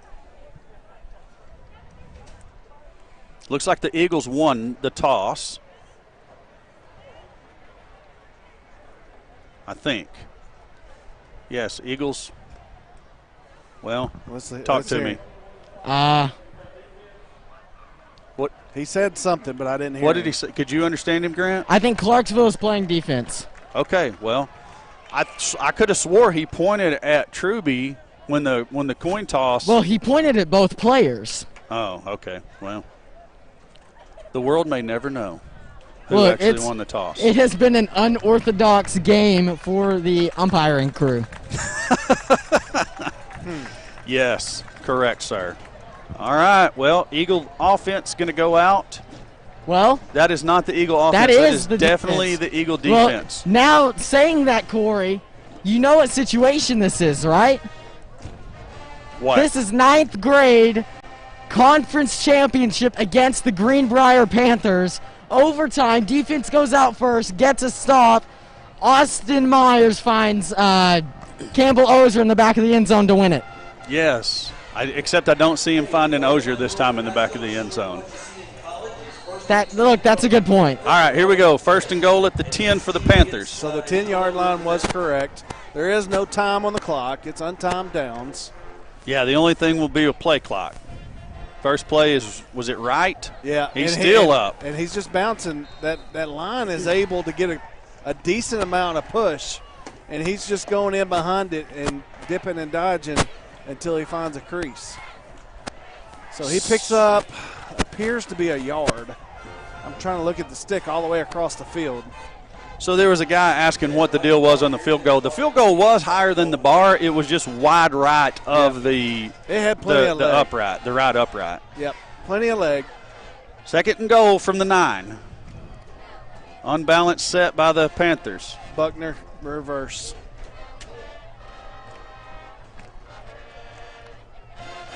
Alvarez off the right side. Great play. Who was it coming in from behind?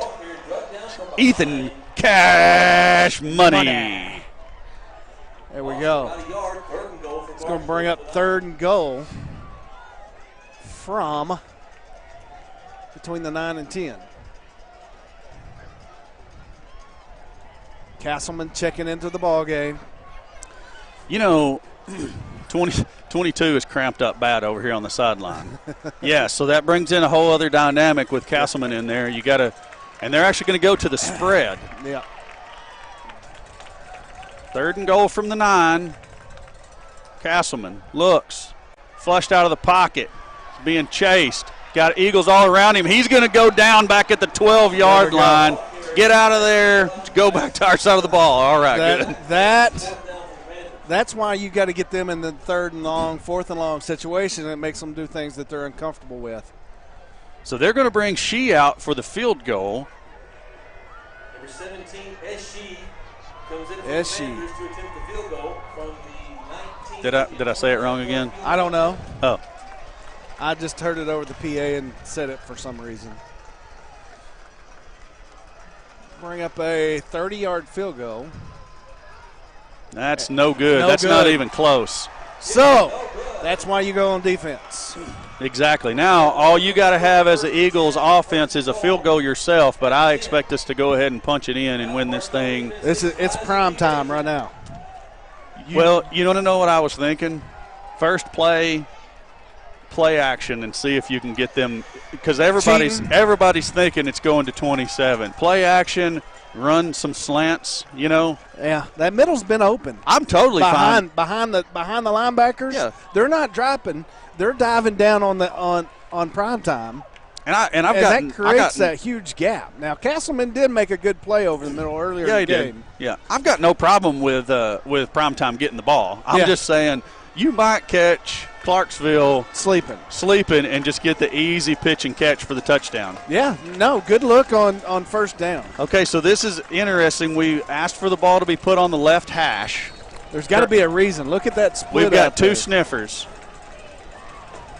Bartlett in motion. Gives to Bartlett. Bartlett's going to keep it. Erie's got the block, and Bartlett's going to be down about the 1 or 2 yard line. Erie had his guy blocked into the end zone. It was somebody that was chasing from the linebacker spot across that got over there to him, and we've got a player down. Bartlett's, it looks like.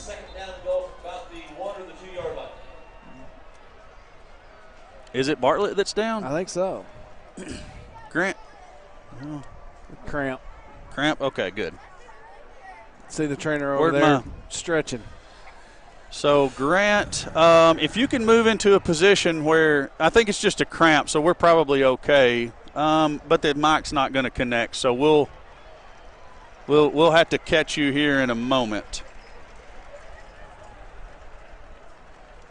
Ball looks like it's going to be placed at the 1.5.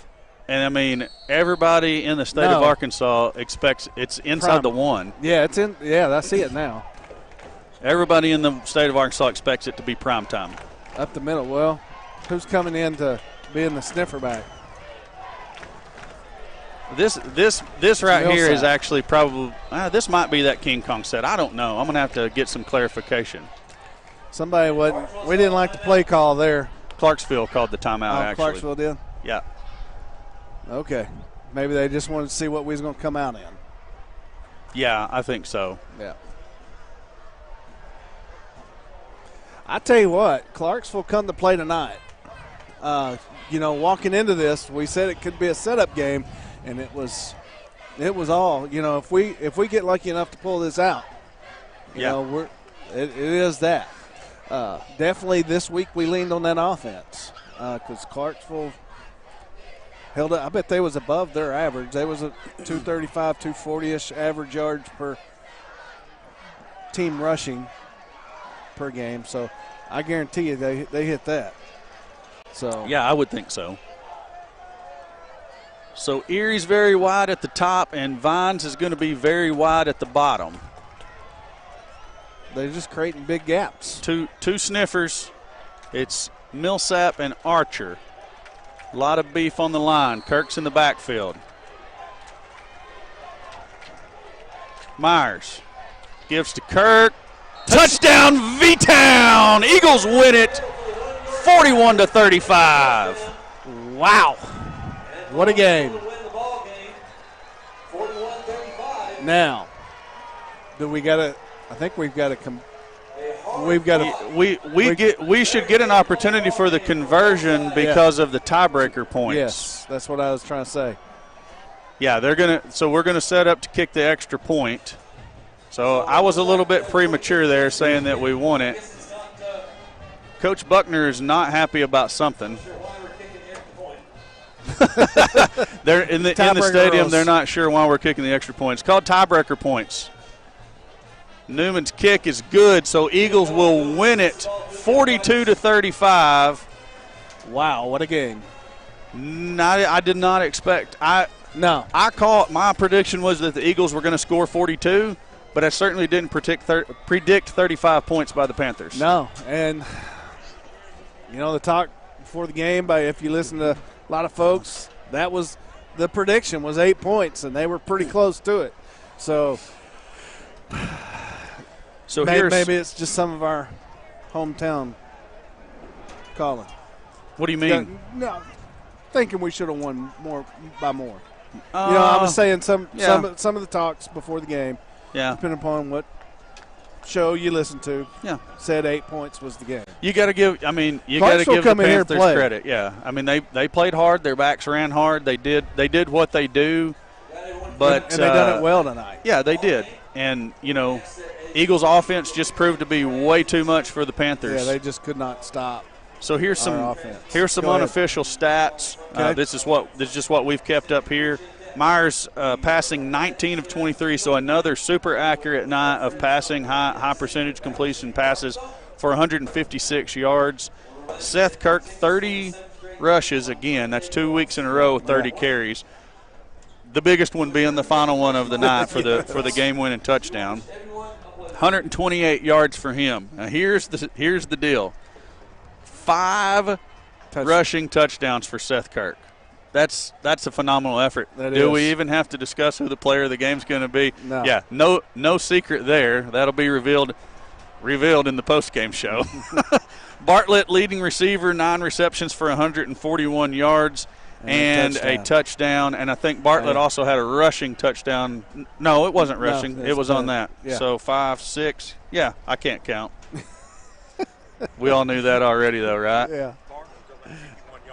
Yeah. 51-yard touchdown. So that's the unofficial stats. We appreciate Mr. Tim Nolan for helping us out with that. Alan, next week is it Pea Ridge comes to town or Farmington comes to town if they've got enough players back? It's Farmington, isn't it? Yeah. Yeah, Farmington comes to town next week to Philip D. Weaver Stadium. Good to be home. Yes, definitely. So we'll look forward to see what the Farmington Cardinals bring into the stadium next week, and we will. Seemed like I had something else to say, but I forget. I was distracted. Yeah, so I was. I don't know what you were saying. That's okay. I was talking about Farmington coming in next week. Yeah. Coming into Vilonia. We got 2 home games in a row. We play Pea Ridge after that at home. So, Farmington didn't play this week. They were scheduled to play Harrison. I don't know can't speak to their particular situation. Yeah. Whether it was just too many quarantines or it was just too many positives. Don't know what it was. Hopefully they'll all get better so we can play. Otherwise, you got to think, what can we find at that point if they're not able to play? I think. Or do we take the week off and get healthy? Well, there's the 2 levels of thinking there. Do you take the week off to rehabilitate and get healthy? You get a little rusty. Or do you get a little rusty? Do you just go ahead and try to find you, same.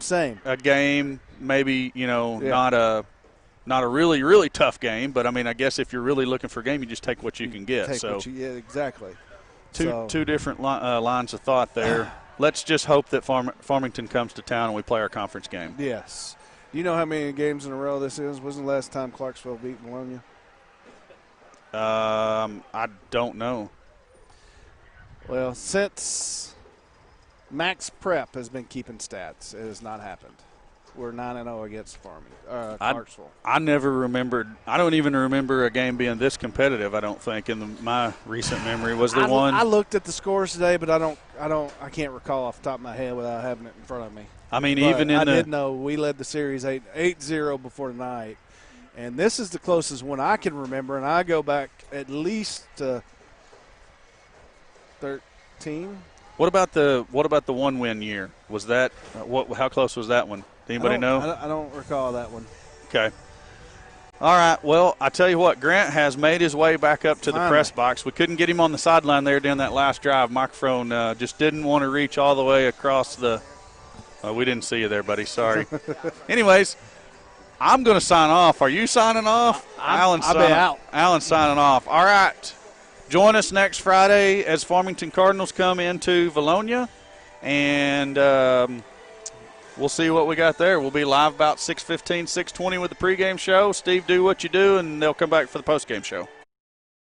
Brand shoes for men. Charlie's Corner, always a proud supporter of the Vilonia Eagles and Vilonia Eagle Vision broadcast crew.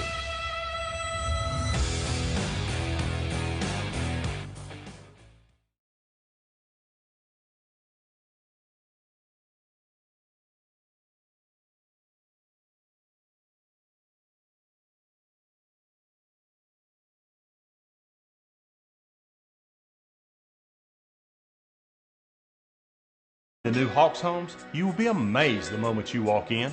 Check out our website, take a virtual tour of our homes, see us on Facebook. There are hundreds of floor plans to choose from. Our family team is trained to design the perfect home for you. We deliver anywhere in Arkansas and surrounding states. So come on by and visit the Hawks family today. You'll see why we're Arkansas's #1 dealer, Conway and Little Rock. Hawks Mobile Homes, we're home sweet home.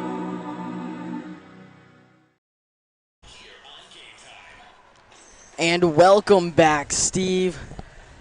Overtime game, Eagles take it. Clarksville with a valiant effort against the Vilonia Eagles, who came into this game as heavy favorites. You know, this isn't the Clarksville team of old. This is a good team, and they showed it out here on the field tonight. And, you know, I think Vilonia come into this game it's Clarksville. And right. I think it almost bit them. But, you know, that last drive, you know, go into overtime, wow, Seth Kirk. Oh, my goodness. My goodness, on a bum ankle running like he was, that is one tough kid. Well, Steve, I know you couldn't see it from all the way up here, but I was down there on the sideline right next to him, and he comes over to the coaches. Mid-drive, he says, "Coach, I'm tired. I'm dying over here." He says, "You'll be fine. Get back in there." Seth Kirk, very next play, breaks about 3 tackles for, I think it was like a 10, 15-yard gain. That's it. You know, he's like the Energizer Bunny. He don't stop. I mean, he just keeps going. It's incredible. Even the chain gang, they stopped me and they said, "That Seth Kirk dude, yeah, he's something. He is something special. He doesn't stop." But, you know, give a shout-out to that offensive line to open the holes up for him to get through. They did an outstanding job tonight. And talk about improvement. You go benefit game scrimmage against Batesville. Let's be honest, that offensive line looked horrible. Yes. They looked atrocious. Well, this whole offense has come a long way since week 1. And shout out to our coaches that have worked with them and brought them a long way. You know, we sing the praises of the defense every week. Tonight they got saved by the offense. Yes. And but I'm sure, you know, Grant, we've yet to put a whole game together, and I see that coming. You know, I think it's going to be a good week of practice, and I think you know, hopefully we'll get to play Farmington next week, and I think we'll see another great game there. I think you're right, Steve. You know, looking at the game we just played, again, huge props to the offensive line. You saw big efforts by guys like Cesar Fuentes, and you saw Lane Langley out there. Another big one was Josh Millsap. Yes. He came in, I believe it was to the snifferback position in that heavy set or even the Wildcat. I mean, it's just everybody on the offensive line, they've been playing at 110%, as the coaches love to say. And, Steve, it's something to watch. It's incredible. This is a fun group to watch, you know, and don't ever count them out. You know, they're always in the game. You know, again, Noah Newman. Right. Clutch field goal there at the end to put it into overtime. No. No? Am I wrong? It was 35 all, That's and right. it was Okay. wide right, Steve. Yes. Wow, Steve. Wow. It was a tough situation. If he had hit that, that would have solidified his name into some heavy favors of citizens of Vilonia. But player of the game, who you give it to? It's got to be Seth Kirk. Got to be. Now, Got to be. I say that like it's obvious. Cannon Bartlett had himself a game. Yes. I mean, that was something amazing, and you can't not talk about. We already said the offensive line, but you can't not talk about Austin Myers. Unofficial, 19 for 23 with 156 yards, a few touchdowns there. But, Steve, it's just great to see the offense. It's beginning to click. What's so fun about Austin Myers, when the receivers are covered, he takes off and gives them time. Buys time. Yes, gives them time to get open, and then he puts it right on the money. And his so vision. Shout out to him. His vision has been incredible. It was great tonight. You saw it was a broken play. Austin Myers rolls right. Connor Erie makes a comeback, does a great job, get his arms waving, say, I'm open. And instead of immediately throwing, because he knew he had time, Connor Erie nowhere near the sideline, looks behind Connor to make sure no one's wide open deeper, and then hits him right in the chest with a bullet. And it was just an amazing play. Yeah. Shout out to the Vilonia Eagles tonight on a huge win to start the conference season. And, looking at some of the scores in the 5A West, it's going to be tough. Yes. It's going to be a tough road to hoe, but I think this is the team that we if they play together, they play as a team, they'll come together and put a whole half together like they did tonight. Right. And they can't stop them. And here's the deal, Steve. This Eagle defense, it didn't look great tonight. However, you had a dropped interception in the end zone that turned it. It was a wild play, tipped up, caught for a touchdown for Clarksville. You had a couple of times we didn't quite jump on fumbles. It's really not that bad of a performance, just some small things didn't go their way. Yeah. Not to mention they're definitely a passing defense. So you go meet up with Farmington who likes to throw the ball. You'll see much better performances, plus the offense clicking. You can watch some big games for Eagle football. Oh, it's going to be a fun year. Looking again down the conference road. There's going to be some good games.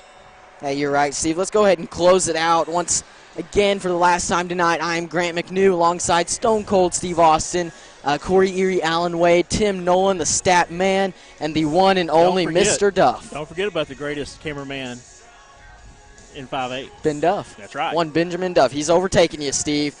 He does a great job. Hey, good night. Well, don't forget to tune in next week. We'll be live about 6:15, hopefully against Farmington. Everyone have a good night.